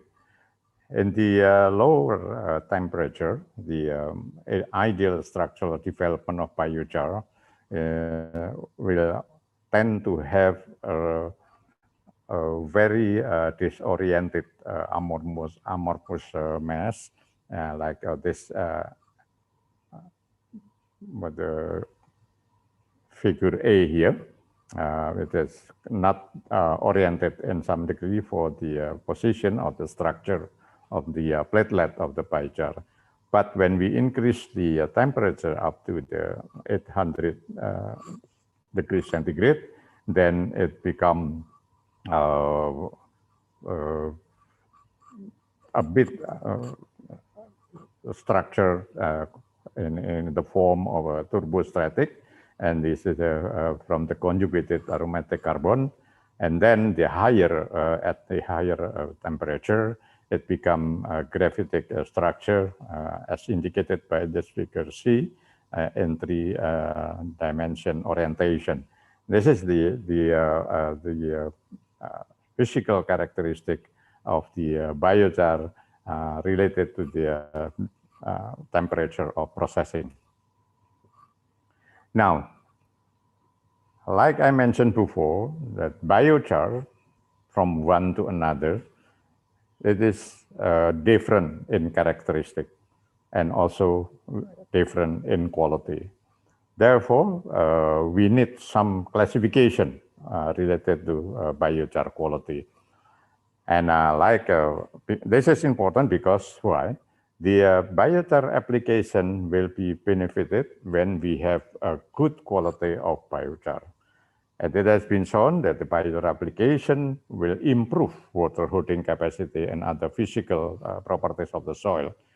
It increases also stable carbon sources.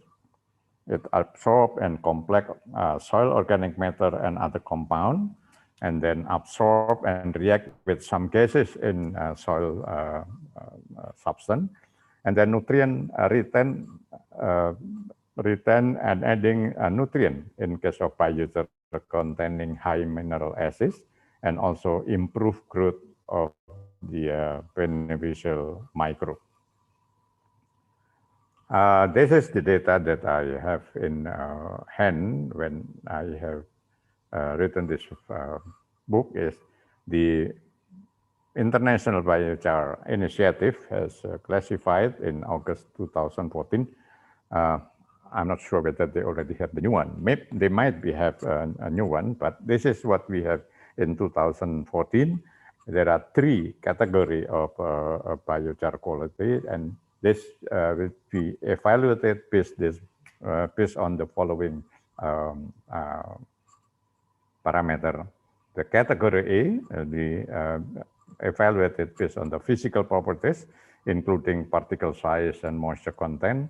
And then the second is chemical properties, the hydrogen, carbon, nitrogen, and ash content, electric conductivity, as well as the pH. And biochar carbon stability is indicated by the molar ratio of the hydrogen to the organic carbon. The lower ratio value is related to the higher carbon stability. The B category is based on the toxicity test on worm, and then germination inhibition of retardant, and then pH and pesticide content, and content of the 15 heavy metal. And then the category C is based on the further test on mechanism of biochar as soil ameliorant that include the nitrogen mineralization, total P and available potash and phosphate, volatilization, and total surface area. Now, what is the objective of biochar application to soil? At least Blackwell in 2010 and colleague indicated that first is how biochar could provide profit to the farmers. And the second is how biochar could protect pollution and environmental eutrophication, and to reduce the risk to the environment. And the third is the restoration of degraded land, and the fourth linked to the climatic change is the atmospheric carbon sequestration. Now, the several effects of biochar on soil is, at least I could point out 4 effects of this one. First is promote growth of seedling and plant, improve soil nutrient transformation, improve soil physical properties, and the last is the enhance nutrient leaching due to improve porosity and drainage. The last effect of this biochar application on soil will, to some extent, will be dilemmatic for the application, because the improvement of porosity and drainage, it means the water coming to the soil profile will be more intensive, and it could be a source or agent for nutrient leaching. Overall, of this effect or the benefit of the biochar in soil, it is indicated by this diagram, starting from the carbon sequestration and improving drought tolerance, improve soil fertility, and then in some extent, on the certain condition, reduce nutrient loss, and crop production and quality will be improved. greenhouse gas emission will be decreased, soil remediation, soil microbial, and improved soil pH. That is all the scope of how biochar affect in soil. And also that lately, Sahu et al. In last year, 2020, postulate the potential redirection to biochar from the photosynthetic product to the more sustainable product to the environment. It means for biochar that will be processed by pyrolytic interception on biomass. We all agree that this will stay very long time in the soil, and like Professor Bambang mentioned, it could be reaching 1,000 years in the soil without any change of the properties of the biochar. Now, how we also look in the more close look of this interaction biochar in soil, especially that we observe the biochar and root interaction will affect also how biochar will benefit to the plant. First, biochar contains several cation and phosphate especially that induce crop growth and yield, as reported by Zhu et al. In 2019. And then in the same year, Minamino et al. Reported that addition of biochar of forest litter fastened the organic matter decomposition. And the last is that biochar provide water and nutrient for active root growth and consequently enlarge the root zone, as reported by Prendergast, Miller, and colleagues in 2014. This is very interesting from a Prendergast and Miller picture, how the interaction between the root and the biochar particle, as indicated by this picture in this left, right, upper left, how the fine and hairy root bind the biochar particle and the resources, and then the hair root extend on the surface of biochar, as this area, very clearly indicated to this picture, and also entering the open micropores. And this is also another picture to indicate that one.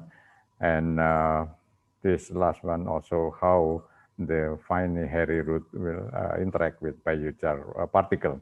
And the biochar particle size was about 2 millimeters long. Yeah.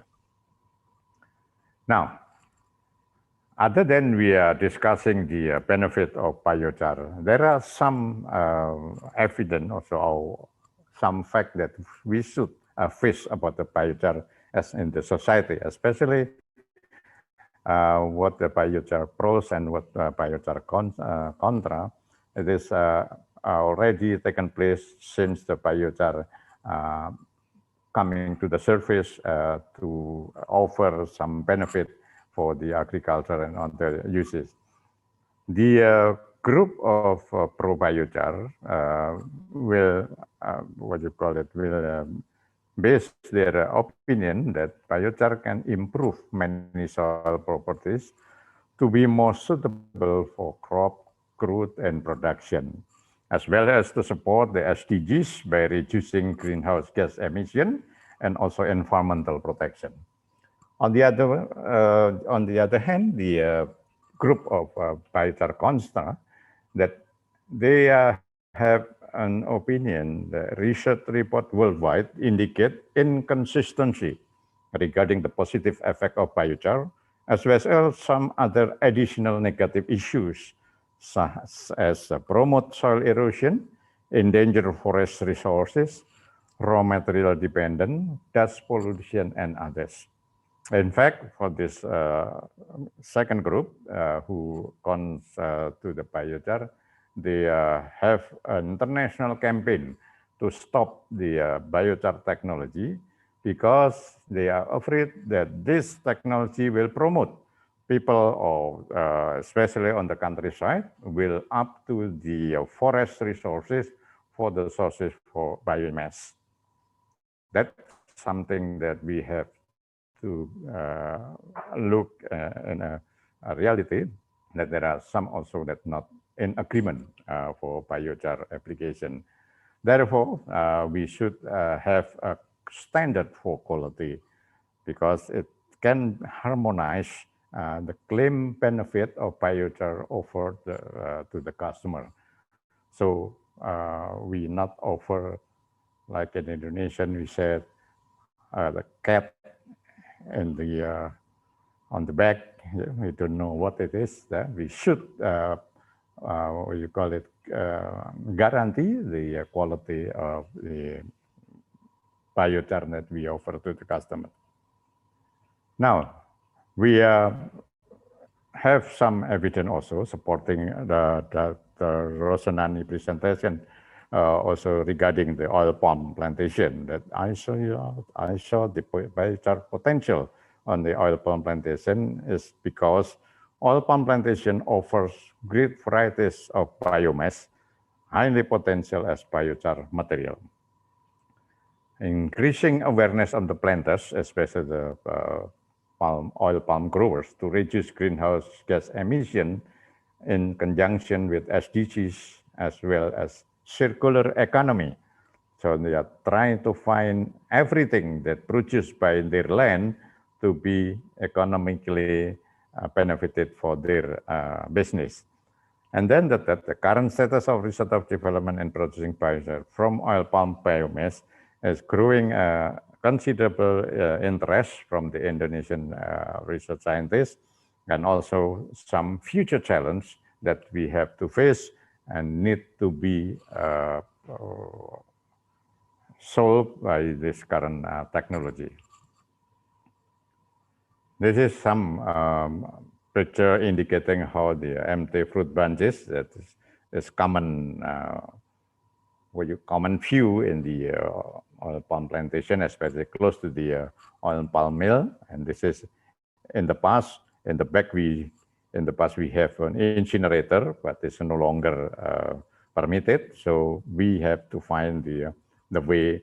Although actually the empty fruit bunches of oil palm now enjoying many interests of research and also application, including how they can be processed for capacitor, can be processed for fiber and helmet of motorcycle and so forth, and many things can be developed, including the for energy by burning the fine particle of the empty fruit bunches. And that is how the biomass of oil palm from stem, frond, and then empty fruit bunches, mesocarp fibers, kernel shell, kernel meal, pome for liquid waste, and also other biomass, leaf and root that can be utilized for biomass sources. That's just to share with you how the research on developing Fertilizer has been taken place, especially by our colleague at the Bandung Institute of Technology, who developed commercial scale. But I think what that already produced by MPOB, presented by Dr. Rosanani, also have a reference how this particular aspect of biochar has been developed. It is how the new paradigm, how the organic waste could be redirected to other than just composting. Because composting has been blamed currently for inducing the air pollution, because the carbon dioxide will be released during the composting process. And now there are strongly redirect for biogas plant to produce the energy, and then will attach to the grid of power plant to the system. And some other use of production of biochar by pyrolysis or torrefying process. Now, how we see the prospect of commercial production? In my opinion, the techno-economy of biochar will depend on the cost-benefit resulted for particular use. And it should consider the other beneficial product namely the bio-oil and synthetic gas as a byproduct. The second, the fast pyrolysis process yield less biochar, but higher bio-oil compared to that of slow pyrolysis, as reported by Ranger at College in 2006 and Wright in 2008. And then the production process in conjunction with Pychar application need to be justified by economical values. The last is that biochar position at climatic change mitigation and new paradigm in sustainable agricultural practices will determine its commercialization in the future. Now, this is some example. I'll go this quickly from our office in Bogor and got already Indonesian Agricultural Minister's degree. They call it palm char. It is a biosoil ameliorant because using biochar as a carrier and also improve with the or enrich with the some microbial inoculation to have how it can be function as a biofungicide, especially to combat with the basal stem rot disease caused by Ganoderma in oil palm. And this is to show quickly how this enrich or the inoculum that we use from the Trichoderma polysporium has a capacity to combat with the Ganoderma here, and also for the white rot disease in rubber. This is caused by Rigidoporus lignosus. So that is something that we already developed commercially in Indonesia. And this is some experiment in the oil palm seedling by using the palm char application that we can see here. The application of palm char consisting of biochar plus the Trichoderma polysporium can improve the performance of the seedling and also have a capacity to reduce the chemical fertilizer use. This is some picture supporting the evidence of the table that I showed you before, how the biochar or the palm char has been applied to the seedling. And then this is the left side is control the NPK fertilizer, and this is the 75% NPK fertilizer doses plus biochar. And this is how the seedling of oil palm 6 months old perform with the superiority of the biochar application. This is also support how growth of the seedling is better by application of biochar due to the improvement of the soil growth, the improvement of the root growth in the soil media. Okay, I think I have been close to my presentation. First, I would like to emphasize that the biochar has been shown as exhibiting many beneficial functions, both in environmental aspect, including climatic change mitigation and sustainable agricultural practices. The extensive agricultural practices like oil palm cultivation emerge as a new abundant resources for biochar raw material. Many researchers are still needed to combat with economical challenges in biochar commercialization. And the last but not least is the government support need to be in place to facilitate the wide-scale usage of biochar to maintain long-term land productivity. This is for you if in case interested in the book that I wrote last year about biochar, but unfortunately, this is in Bahasa. You may contact this address if there is still and permitted to give you free copy, then you will be got one for the book. Thank you very much, and I will cut my presentation up to here. Terima kasih. Assalamualaikum warahmatullahi wabarakatuh.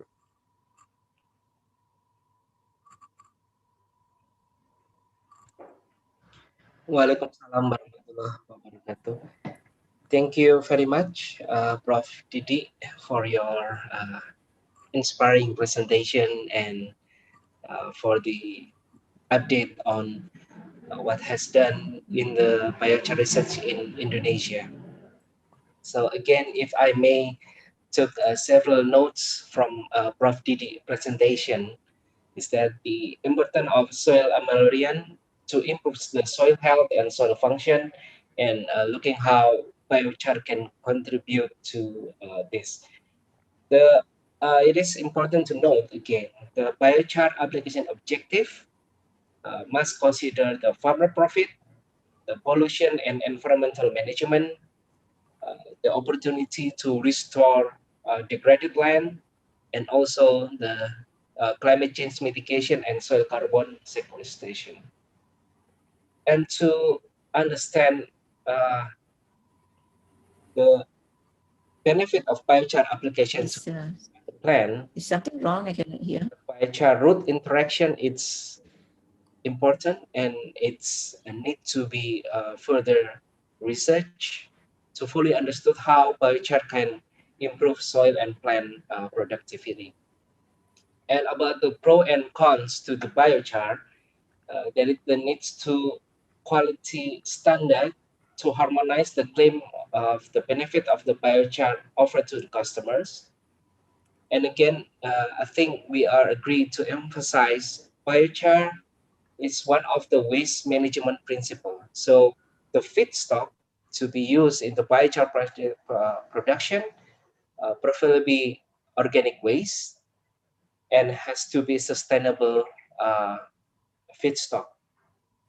And Prof. Didi also emphasized that the organic waste conversion into biochar, we must now look not only the biochar itself, but also the byproduct of the biochar in terms of energy, electricity, syngas, and also bio-oil.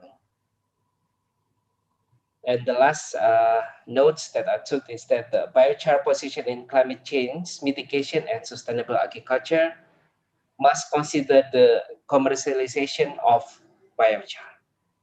Thank you, Prof. Didi, for your presentation. Excuse me, organizing committee, is my voice clear enough? Yes, clear, Mr. Erwin. Yes, Mas Erwin. Yeah, because the video suddenly stopped at my laptop, so I'm concerned whether the voice is clear. Okay, thank you then. All right, for all the participants, thank you very much for your question and comments in the chat room. I have took notes for the questions and comments. So now we're going to move. Now we're going to move to the question and answer session. I have selected a few questions that might trigger a good discussion. So let me apologize if I cannot address all questions. So for the first questions, addressed to Prof. Bambang from Ibu Hikmawati from the University of Mataram. To make notes that Lombok is one of the tobacco producing region in Indonesia, which use a lot of chemical fertilizer. And what effort can be made to provide information about the importance of biochar to the tobacco farmers in Lombok? Maybe Prof. Bambang can answer first. Yep, thank you, Mr. Moderator, and thank you, Ibu Hikmawati. So I got your question here. Yes, actually, Lombok Island is one of the main producer of tobacco. That the stem of tobacco sometimes they used to like burn or warm the tobacco leaf to evaporate the water from the tobacco leaves. But yes, actually, we might encourage the farmers in Lombok Island that the tobacco stem can be used to make the biochar. So, for example, like that, some of the tobacco stem so used as the feedstock, and then some of them used as fuel wood. So means that, let's say, if we have 1 ton of tobacco stems, could be half or 1/3 of them used as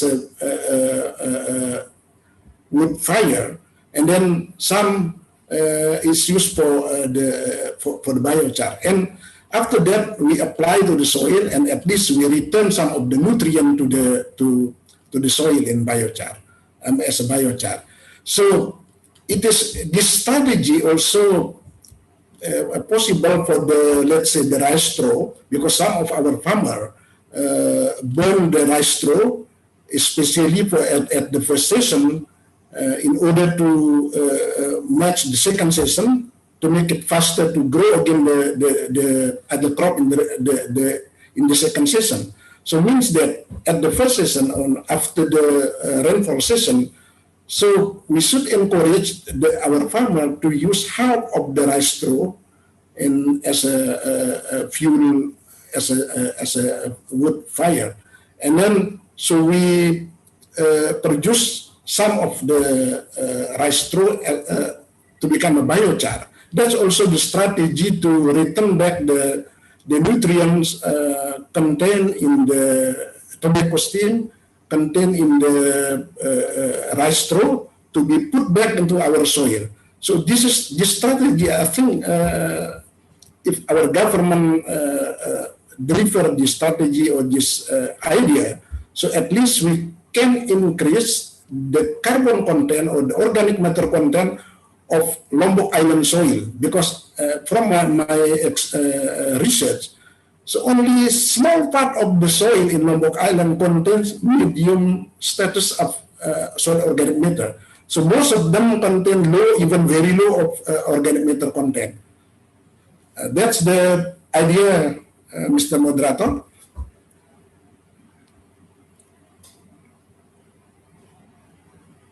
Thank you, Prof. Bambang, for the question. I think it's quite clear that there is opportunity to use the tobacco waste product as a feedstock for biochar, and then also we have to consider the application of the biochar in the tobacco.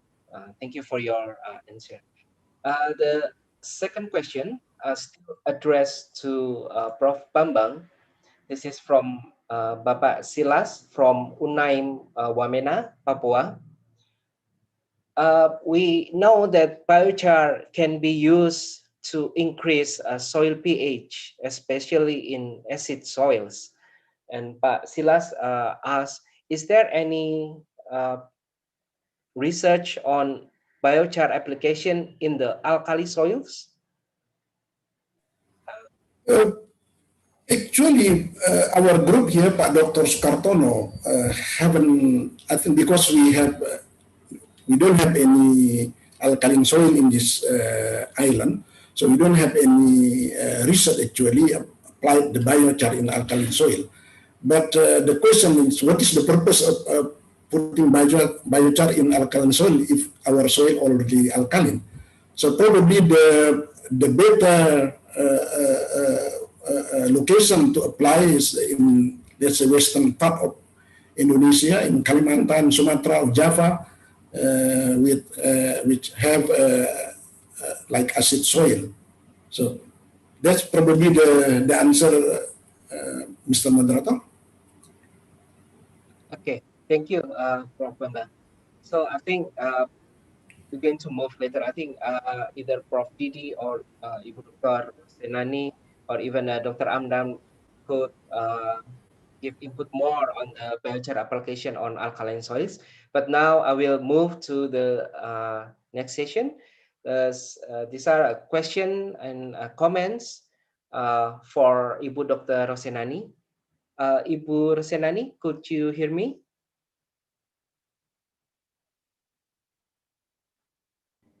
Yes, I can hear you. Okay, thank you, Ibu. So I already categorized question that in the same topics. The first is a topic about commercialization market biochar in Malaysia. So what is the current situation of biochar commercialization in Malaysia? Yeah, as mentioned just now in my talk, that there are already commercial production by 2 plants. Yeah, but this I'm not sure the application in the field and the marketing and so on. This is still an issue here, and we need to do more promotion with the farmers, and also we need to look into the price, because farmers, for them, if they want to have an added material to their existing program of fertilizer, pesticide, and so on, that will be an additional cost. So, like as I mentioned, some of the farmers have took the initiation to actually produce their own in a smaller scale. For small farmers, that is possible. But for big farmers, then they still got to go to the commercial products.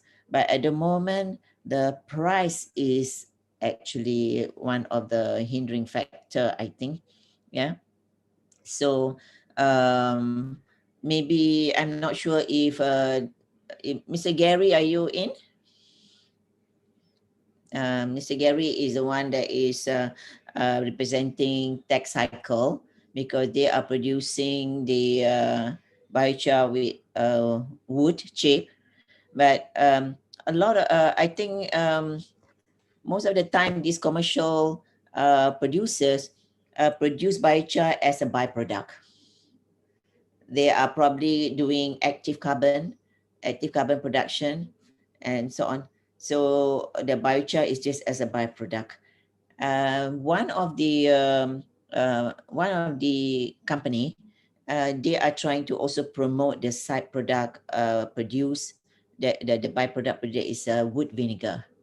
So wood vinegar is very popular among organic farmers. But it can be also used with conventional farmers, but it's not so promoted among the commercial farmers for pesticide and disease control. So I think that there is still much to be done in the marketing. But I do see there is some biochar already on sale in online, like Lazada and so on.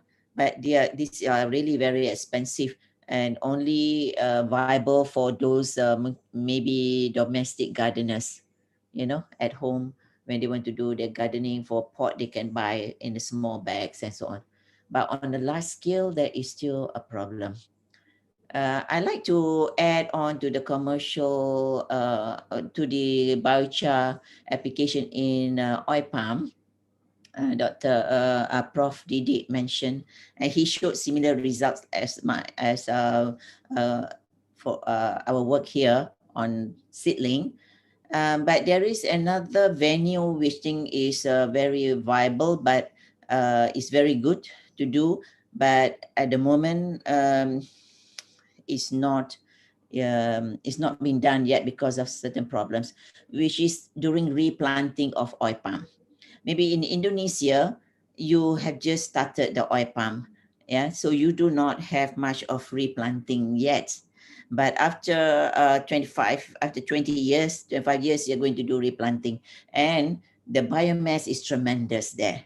So we have not really utilized the biomass in other ways, except to leave it on the ground, as in zero burning. So in Malaysia, as you know, we cannot burn, it's zero burning. So that is also another problem, where although the plantation are very interested to look into the application of biochar of their biomass during replanting, but this is only possible to do with mobile units, maybe. And I think in other countries, in US, they do have mobile units. smaller ones or big ones or temporary units that can establish in the field. But the problem in Malaysia would be that during the biochar process or pyrolysis, there may be some smoke initially. And this can be a problem for the planters because they are being monitored by the satellite and so on, because if they are burning, they will be fined, you see. So they are a bit scared to do this pyrolysis for biochar in the field.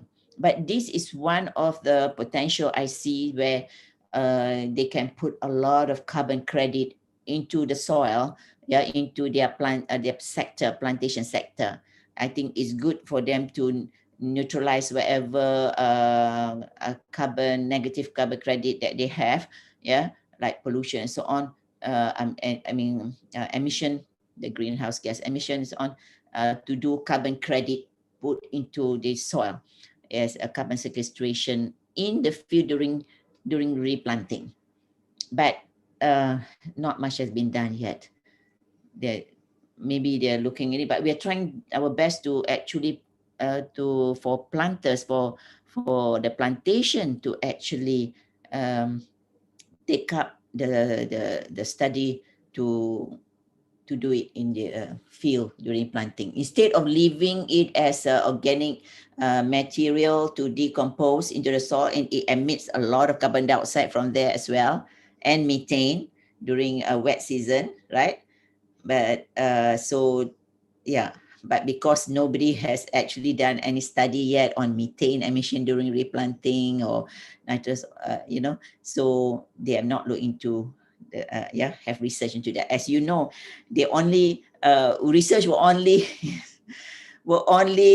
go through when there is a real necessity, when they are forced to. Just like zero burning, before they are happy to burn, but because we have regulation, and then now they find that actually zero burning is good for the plants, right? Yeah. So that's one. Yeah, thank you, Ibu. These are the following questions still about marketing, and I think it will be good to have Gary explain a bit about that. So, Dr. Amran. Oh yeah, and Dr. Amran. So I'm going to ask Gary to explain a little bit about commercialization of biochar in Malaysia.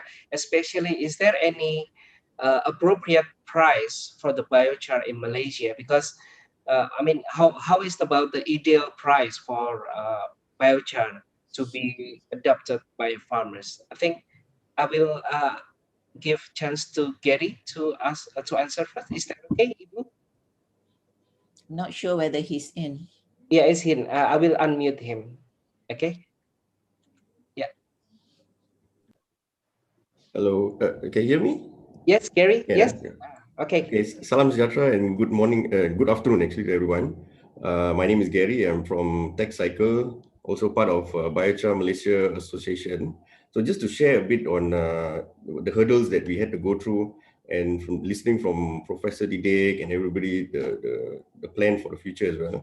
Because the whole idea with our system is a gasification system, where the whole idea was to generate power using the synthetic gas. And at the end, the byproduct of it was the biochar, and as well we'll be having the bio oil as part of the byproducts. So the trouble that we have here actually is the cost of processing, as well as the cost of the feedstock that we will probably need to buy. Example, for palm kernel shells, for EFB, and also to take into account of the processing costs, because some of this, the moisture is quite high, and there will be time for drying, for processing, and that will then increase the cost of production. So that is something that we are trying to balance out, and to help out as well for the farmers, because when the price is too high, they may not even be able to buy, to include it in their soil. So that is something that, it's a bit of a concern to us. And the price is because of the feedstocks that is quite high, unless you own the palm oil mill, where you'll have all the feedstocks of EFB, the PKS, then it will be more feasible to do it. But for people like us, when we have the technology, the cost to buy will have to then be, cost into the equation. So when we sell, sometimes there's a range depending on your feedstock quality, and you can go as low as 500 to even 2,000 per ton. So it depends on how much you buy the feedstocks. So there's some things that we need to actually look through before we can proceed. But at present, it's more on a large scale. If we're talking for retail, the price is very good.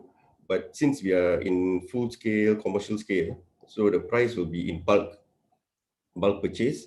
So which is why we need to think of the buyers as well. If retail we can do it, it will be a better price. But at the same time, it's on the market as well, because what we know is the market is wanting a cheaper price. So we are trying our best to even see how we can reduce the processing costs and also the feedstocks, probably by way of joint venture with the feedstock holders, to see how we can reduce those costs. So that is how we're working even for our project in Kedah to overcome this kind of issues.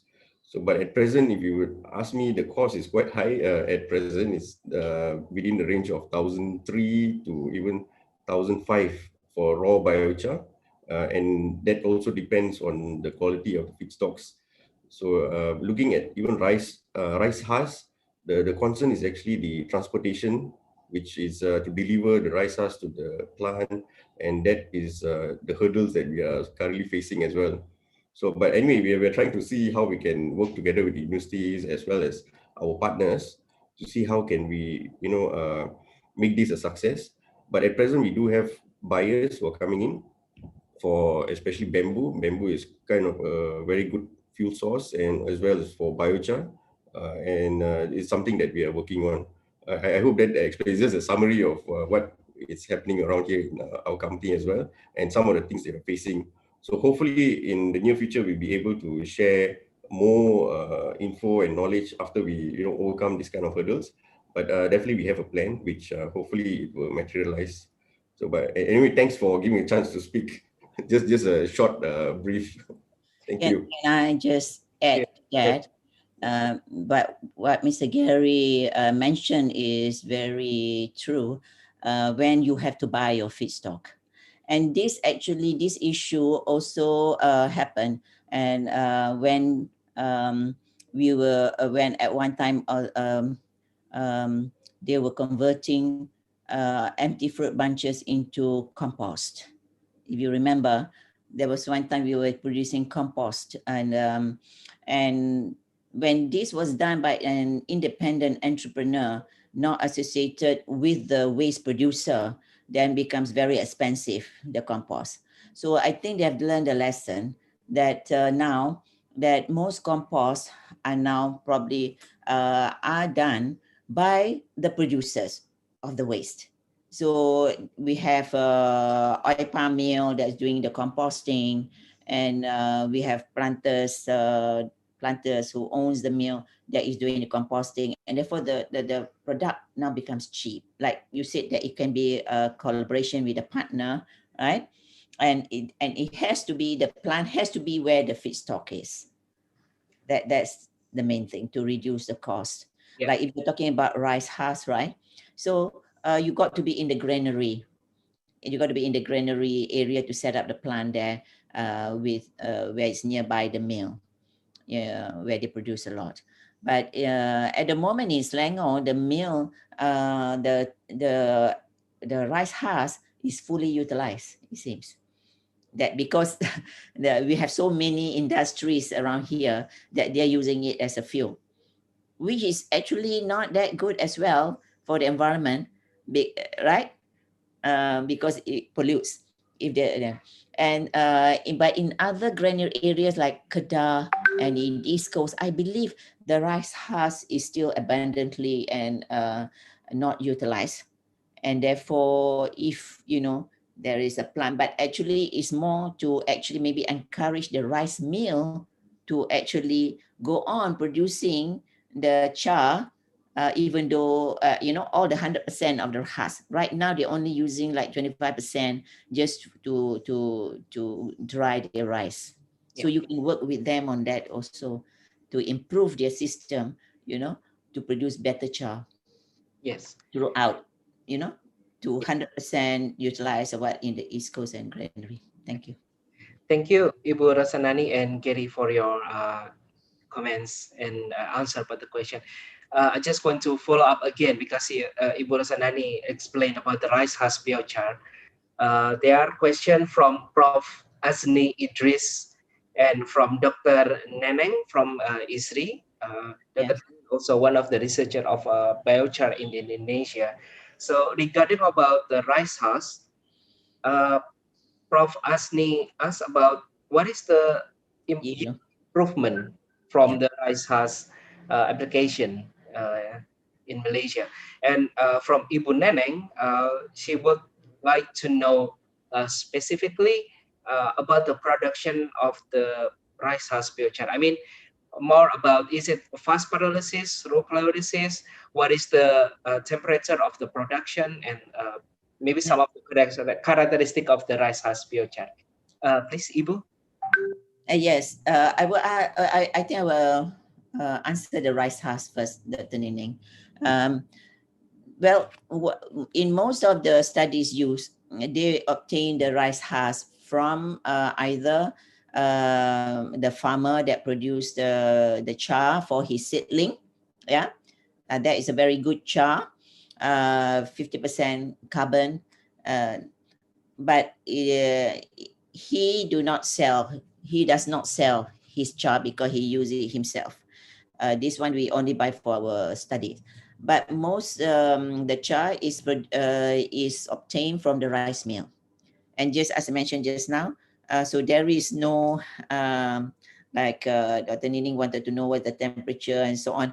That's why I mentioned to Dr. Gary that here it is produced. I don't know. I think it is gasification, but then it's not complete pyrolysis. Yeah, they used to before with the older system, but the newer one, I think it's not total pyrolysis. Therefore, the husk, the char is in combination with ash. So this, however, to the farmer, and for us, I feel that for me, particularly, I don't need a good char, right? If I can, for the farmers, might as well we use whatever char is available, even though it's not, you're not going to get high carbon, But for the farmers, they're going to gain it from the carbon as well as from the oxides or from the ash, right? And the ash will increase their pH as well. So this has been shown, like somebody said, why, or I think Prof. Bambang said, mentioned about applying to organic soil.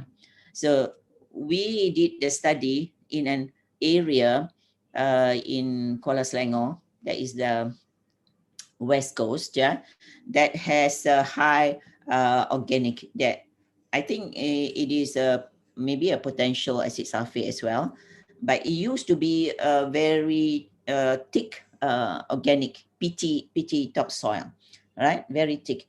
But then because it's been the cycle of drying and wetting, right? I'm sure it has produced a lot of carbon dioxide as well as methane from that area, and therefore now it is we have very little of the topsoil left. But the study shows that even though it has organic material, when you add the rice husk char, right, there's still an increase in yield. And I've showed just now the data on the slide, during the wet season. And during and Prof. Didi also mentioned that during a period of, what do you call that?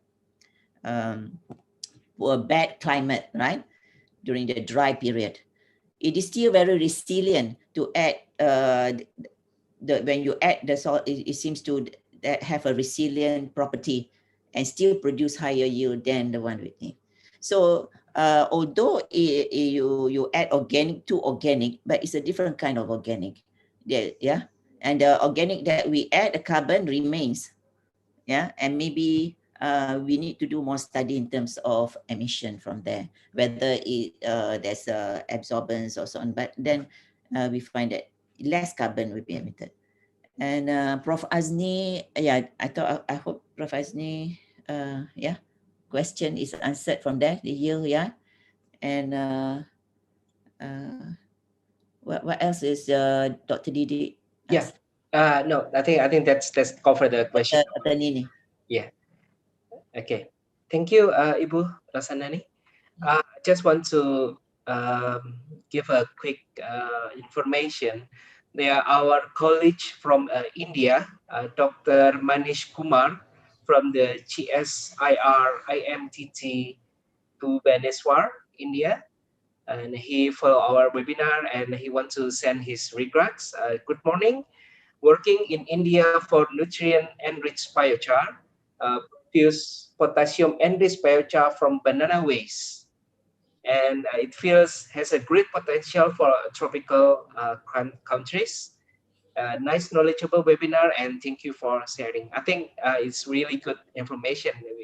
We never talk about using banana waste for biochar, but I think it's just a new. Yes, in Malaysia also, actually, we do have entrepreneur that is producing organic fertilizer with biochar. So there is a lot of potential there to combine. In fact, making composting, composting with biochar has some advantage as well. So that's a bit of a, and it's good to combine because I think there is a question that asks whether you need to add other things than biochar for the nutrient. Yes, definitely. You cannot apply just biochar. You still need to apply your fertilizer because it's not a fertilizer. And the best is to apply organic material as well. As I mentioned, I think Prof. Didi will probably also agree that the microbial population, biodiversity and so on, will still need the soluble carbon decomposition. So it works better to apply with compost. So that is one potential for the private sector industry to produce organic fertilizer with biochar as well. Okay, thank you very much, Ibu. Before I move to a question for Prof. Didi, there is a question for all presenters. I think we can ask from Prof. Bambang, Ibu Dr. Rosenani, and Prof. Didi experience. The question is from Pak Suwito Setio Budi from PT Asmin Bara Bronang. Are there any examples of biochar implementation on hardwood trees, such as Meranti or Sengon, and how effective of this biochar application on hardwood trees? Maybe Prof. Bambang, Prof. Didi, or Ibu Dr. Rosenani, if you like to answer. Thank you, Mr. Moderator. I myself I'm not directly involved in the project, but actually Mr. Erwin, as a moderator, involved when we were in New Zealand. Actually, we used the pine wood as a biochar. So our New Zealand Biochar Research Center at the time applied that pine wood biochar to the grassland. So actually, the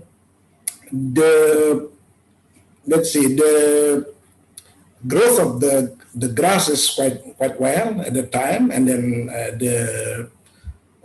of course, compared to like say manure biochar, the nutrient of wood, pine wood biochar is less than manure biochar.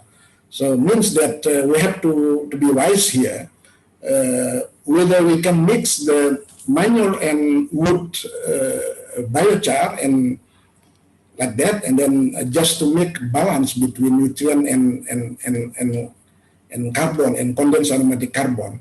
So probably that's my answer from when I did my postdoc at the time, and with Mr. Erwin also, to see the progress of using pine wood of biochar in the grassland. Thank you, Mr. Moderator. Thank you, Prof. Bambang. If I may add, yes, for my master degree, I use biochar from wood materials to increase the soil carbon sequestration. Importantly, the root carbon sequestration in the soils. And I think I can say that there is a positive effect of applying wood-based biochar to increase the root carbon in the soils and also protect the root carbon from decomposition. So it will increase the soil carbon sequestration. I think about Ibu Rosenani, do you have any experience on using wood biochar on the trees?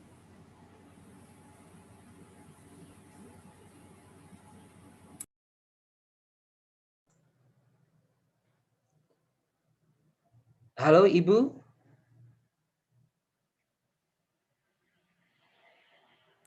Unmute, please unmute, Ibu Rosenani. Sorry.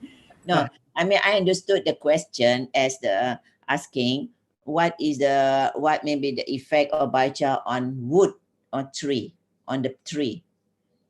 Is that the question? What is the question just now? Yes.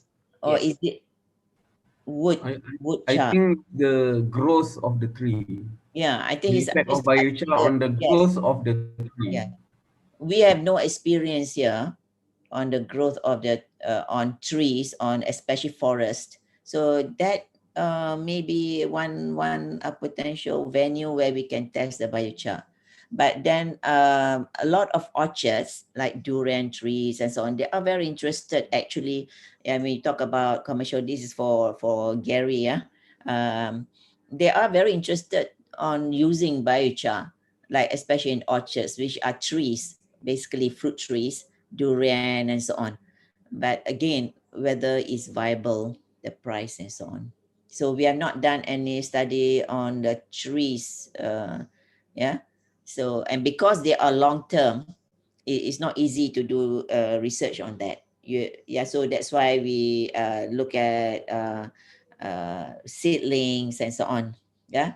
So then again, that can be another venue applying biochar in for forest seedlings, saplings, when you want to for replanting, right? And that way we transfer the carbon into the field. Other than the question, can just mention this is nothing to do with the question, but just to add from I just had a thought, like this farmer that produced his own biochar, the rice his own biochar and seedling, whereby he actually his business is transplanting the seedling with the biochar standard, to other farmers' field. I think he's doing a very good job. Hello, am I still in? Yes, we can. Because something else came into my screen. I'm sorry, yeah. So this is a very to me, he's doing a very good job in putting carbon into the soil, because he's doing transplanting, and the media, I think Dr. Amran also have seen, the media is totally rice husk char and very good char. And so when he does transplanting, the plant will take part of the char and goes to the soil. So which means every season he is doing this, and he's transplanting in a big area, large scale area, to other farmers, rice farmers. He is doing very good job in actually already transferring the char into the soil. So I think we need to study, this could be an accumulation of the biochar, if he does this every season, isn't it? Just a thought. Yeah, maybe in Indonesia you have also similar practice that you use. This is Japanese practice, right? In Korea, where you use the biochar as a media for the seedling, and then transplant it. But if you use a manual transplanting, then you are just taking out the seedling without the biochar. But if you do mechanical transplanting, it actually takes the media itself also with the seedling and plant. So in this way, we also doing some carbon sequestration there. So he's doing a good job. Okay, thank you very much, Edu. Prof. Didi, would you like to share your experience on biochar application on trees or hardwood?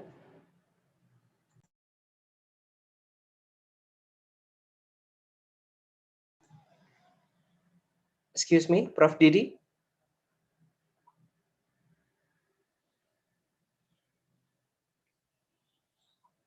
He needs to unmute.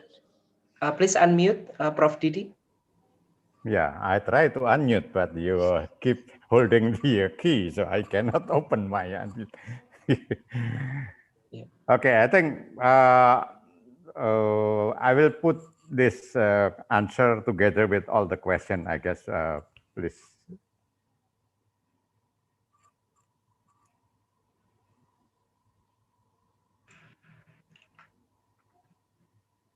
Yes. Okay. And then I'm just going to move to other questions addressed to Prof. Didi. These are comments from Pak Johannes Pangala. So I think Prof. Didi already mentioned how to get the book he wrote about the biochar. I think it's if it's possible, Prof. Didi, we can get the English edited version maybe in the future. So our colleagues in Malaysia could get also to read the book. Yes. So these are questions from Pak Sopan from ULM South Kalimantan, and also from Ibu Asih from Polbantan, also from Bu Hikmawati from Universitas Mataram, and also from Pak Oliver from South Kalimantan. These are all asking about the biochar application for acid soils and wetland amelioration. Okay. First of all, thank you to all that already raised a question for me. First, I would like to ask you to bear in mind what is exactly biochar main benefit and function for our agricultural practices. Biochar is a kind of inert material, okay? So the physical properties, physical characteristic of biochar is direct or indirectly who will give the benefit for the growth of the plant and also for the improvement of soil characteristic. We cannot expect too much for the chemical function of biochar addition to the soil and benefited to the crop. That's already shown by many research who show that the combination between unorganic or organic fertilizer with biochar promote a better performance of the crop compared to biochar alone or the fertilizer alone. And we have to understand that the physical characteristic of biochar is the existence of micropores in the structure of the char. And this is something that is responsible, in my opinion, to the water characteristic and water capacity carried by the biochar particle that can improve the humidity or the moisture content of the soil or the soil media. So this is something that we have to bear in mind, okay? That the physical characteristic of biochar is more dominant than other characteristic. If we got any positive response on the chemical and also for the biological aspect from biochar application is more indirect effect of the biochar application. It's not a direct effect because biochar cannot provide microbe. Biochar cannot provide chemical unless they have a high S content. Okay, if we have used a feedstock with a high S content, then we may expect some cation, basic cation will improve in the biochar content. And this is the one that should be recommended for acid and including also pit soil amelioration using biochar that processed from high S content material, not using something like rice husk, because rice husk is mostly silica. Okay, but if you want to have an additional effect from silica of the biochar from rice husk, then you may use it. But if you just want to have biochar as amelioration of the physical properties of the soil, better use the other material. Okay, and the one that I should also emphasize here is that on the wetland, there is some question about how we improve or we can get benefit on the biochar application on the wetland. I myself have no experience, but I have experience on the application of the biochar on the pit soil. And this is a big improvement on this oil palm yield, especially in this one. How we use the biochar on the pit soil, that of course this is not or no longer considered as a wetland because they are drainage area. So it's about 40 to 70 centimeters, the water level from the surface. So exactly that it is already oxidized. So I think, but in my opinion, if you want to use biochar for the wetland, if you work with the industrial forest crop, I think it's still benefited because then it also affect or promote some area for beneficial microbe to reside inside of the biochar.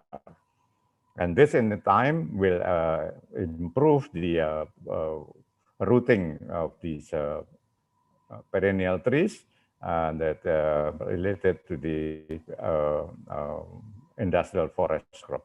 Another consideration is when you put back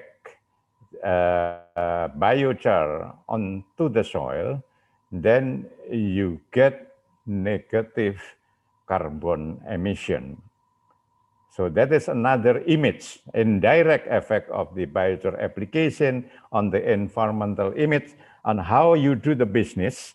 Okay, in the term of we put it carbon sources back to the soil without additional emission of carbon from the soil.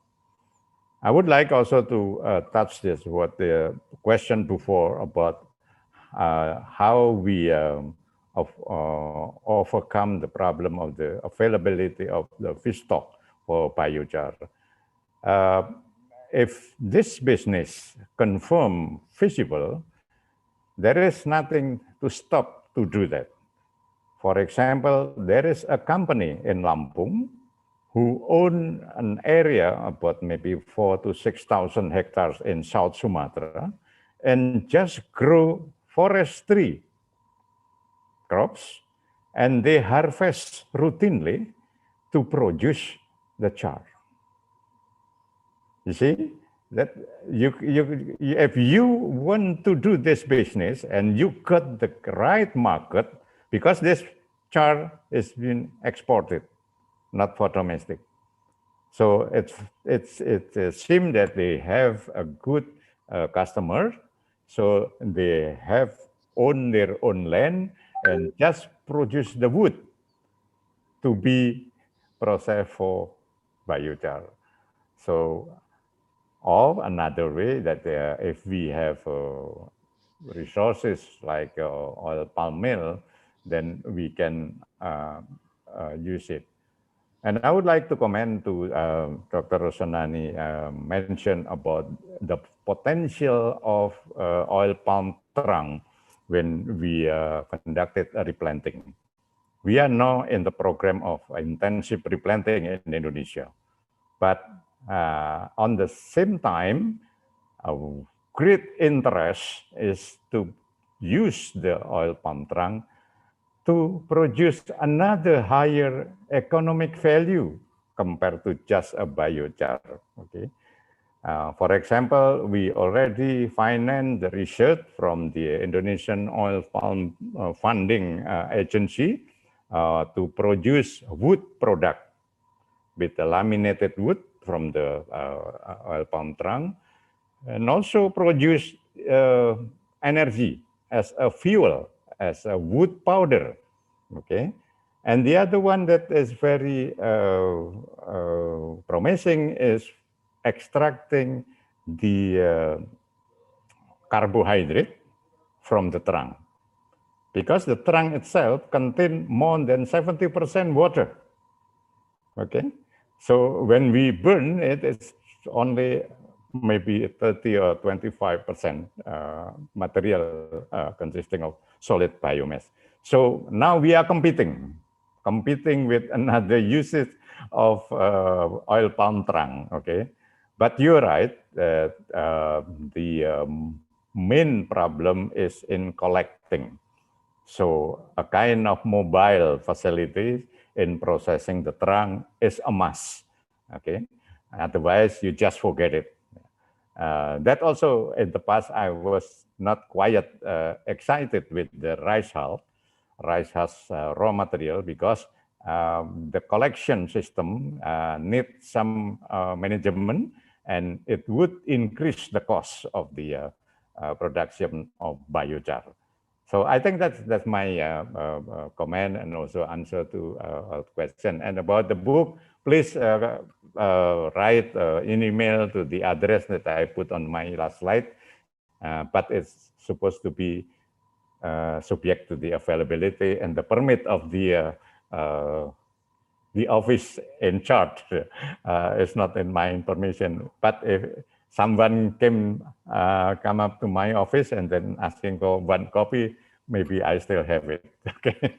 And for the English version, inshallah, Edwin, yeah, inshallah, because this is my 10 books, and maybe I'll need to more write in English rather than on Bahasa. Thank you, Pak Erwin. Thank you, Prof. Didi, for your clear answers for that. For all participants, thank you for all your questions, and unfortunately, we cannot answer all the questions addressed to the speakers. Is it possible to answer the last question from Ibu Lili Ishak about the drainage wetland in Kalimantan? Yes, please, probably what? More like quite global issue here in Indonesia.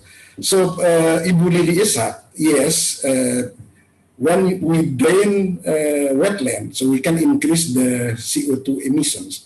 So I directly got article here, so from internet, contribution of natural and drain wetland system to carbon stocks, CO2, nitrous oxide, and methane flux, an Australian perspective. So based on this research, so when the wetland is kept and it's not changed into the agricultural land, so it sequesters about 2,669 gram CO2 equivalent per meter square per year. So it is quite a lot carbon dioxide sequestered into the soil as a biomass. But when it turns into not wetland again, so it has potentially increased about 1,149 teragram. Teragram is like trillion gram of carbon equivalent. So during 50 years. So means that we have to be careful. We have to consider this. So we have to tell the government whether we are going to choose, whether we are going to stand back of the environmental issue or of the, let's say, food issue. So means that if we read this article, so they also encourage the Australian government, if they want to, let's say, change the wetland into non-wetland, so we have to, let's say, do the experiment. So it is quite good research topic, Ibu Lili Ishak. So we should check this when it is still as wetland. So how much the greenhouse gas emission produced from the wetland. So and then we can, let's say, drain some and then check also the greenhouse gas emission. So how much emitted from the land. So I think after that you can recommend to the local government there, or even to the central government. So in terms of, let's say, in terms of environment, we produce blah, blah, blah tons of CO2 equivalent per hectare per year, for example. So means that we have to be careful before we change our wetland into non-wetland as agriculture land. That's the conclusion. Thank you, Mr. Moderator. Mr. Moderator, could I have some 1 minute to respond? There is a very important question on the chat. Yes. There is someone who asked about why there is some group of researchers against biochar. Okay, that is very important. And this group is actually coordinated by some researcher. I might be wrong, but the name is from something like from Europe, Fertilizer et al. In 2010. This researcher make a review about all the biochar application to soil, which compile all the research in this aspect, and they conclude that this inconsistency of this result they found in this what you call it, in the publication. And also one that here this team tried to remind all who pro for biochar is that in the beginning, biochar is starting from the experience in the Amazon area with the terra preta soil. And they mentioned that evidence is not coming from any biochar, but from a unique, specific, the same raw material biochar. So if we are not careful with this evidence, then we will have to, what you call it, put the same characteristics and quality of biochar originate from any feedstock. So this is something that they tried actually to remind. It's not totally disagree, but just to remind us, a researcher who tend to be pro for biochar to work more what you call wisely and in a wide comprehensive manner, so we can answer all of that. But the most dangerous one actually is not coming from the group of researchers. This coming from NGO, an NGO that they call themselves as what you call it, down to earth. Down to Earth has come to the campaign that biochar will ruin this planet. The reason is, if we promote biochar application and there are limited feedstock, then it encourages the use of any material, especially from primary forests. So this is something that we should also consider, not just take a look at technical aspect, but also the social consequences of the biochar technology. I think that's my note for this comment and question from the chat room. Thank you, Mr. Moderator. Can I add a comment related to that? Yes. Yes.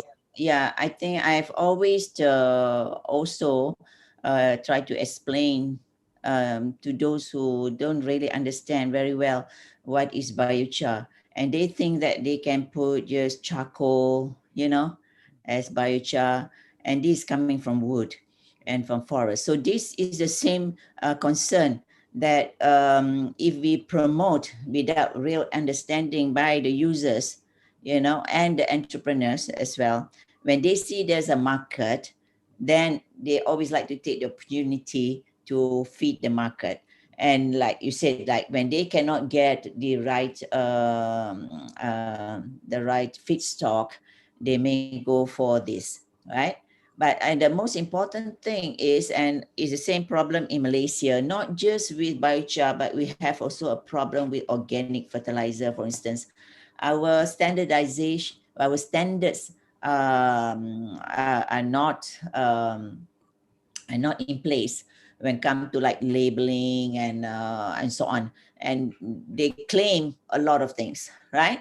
So the same thing with biochar, they can just say biochar, but they don't state what feedstock, and they don't have any kind of regulation. We don't have any kind of regulation to actually say, no, you cannot use this, you cannot use that, or whatever, right? And call it biochar. So in fact, this is my concern as well, because when you commercialize it and you say, like, for instance, when you want to do it with bamboo. Now, bamboo has been known and be accepted to be one of the forests that forest wood that you can use for biochar as a sustainable feedstock, because it's a return. It can regrow and regrow, and therefore, in a way, it's good. You harvest the carbon and you keep it and so on. But then people get the idea. Entrepreneur, I would say, the industry, that that's easier, to just use bamboo, and we grow the bamboo, just like Didi said, that why don't we grow the timber, right? And then we use that for fuel, we use that for for also biochar. Now I'm concerned that that when they plant, where are they going to do it?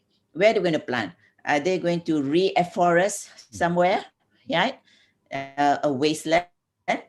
Then it's fine. You you use the wasteland to grow and then to harvest, right? But then if somebody acquired a land that is under forest, and then you cut off the forest, and then take for timber and so on. So you want to do an industry, and like we do for Musang King durian, that's what they do in one of the states, where they cut all the forests, and then they want to plant durian, and then this is not what we want, and so I am afraid that if they cut the forest and then they make use, sometimes it's just an excuse, to cut the forest, and then they plant, say, bamboo, right? But still, you change the environment. You did a damage to the environment. You reduce the forests and so on. So this is it's very important, as Prof. Didik said, that there must be some kind of law, or I don't know, legislation, right? And also standards that comes with the biochar that says that, because that's what has with IBI has always been stressed on standards, right? IBI standards. So the producer must really state their according to the standard, and state very clearly the transparency, what is the feedstock. Yeah, so that is where we have to be really careful. Yeah, I agree. Thank you, Ibu Rosanani. It's waste, but then not everybody want to use the waste. Yeah. Yes. Yeah, I think it's really a strong point that we have to address and to have to, I think it's going to be a good discussion in the future. May I remind for the all participants, this webinar is not only only once. I mean, we're going to have a series of webinar between Indonesian Biochar Association and the Malaysian Biochar Associations. So I think better I will give a chance to Pak Dr. Amran to further explain our plan for this webinar. But I think, if I'm not mistaken, will be monthly. We're going to invite all the participants to join us in another series of webinar. Yeah, unfortunately, because we have a limited time, but I think it's really, really good discussion we have for today. I would like to ask all the participants to join me to applaud our 3 presenters for today. Thank you very much for Prof. Bambang, Ibu Dr. Rosanani, and Prof. Didi Hajar Gunadi. Please, just a virtual clapping. Okay, thank you very much. I will give back to the organizing committee and master of ceremony for the next closing remarks, probably. Thank you, Pak Bambang or Pak Dr. Amran. Okay, thank you so much, Mr. Erwin. For all the participants, we will share our speaker's presentation today along with the certificate through your email. So don't worry about that. Make sure to fill the form of attendance to receive them. I think we have covered all of the questions, and that was just a great discussion. Thank you so much, everyone. Our speaker, thank you so much. For all of the participants who joined this webinar today, thank you so much. Before you are closing the seminar, would you take a picture for all participants? Oh, okay, I'm sorry. Yeah. Wait a minute, sir. Okay. Smile.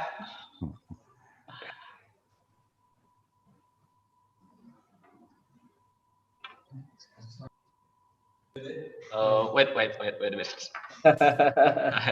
You should okay. wait one by one. Okay, one.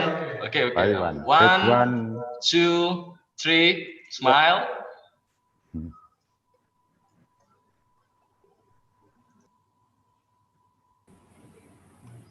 Done, sir. Thank you so much. Excuse me, Pak Ud. I would like to ask Pak Dr. Amran. Would you like to give a closing remark? Oh yes. Dr. Amran, still with us? Yeah, thank you. Oh yes, please. Bentar ya. Tadi terputus lainnya saya join. Bentar ya.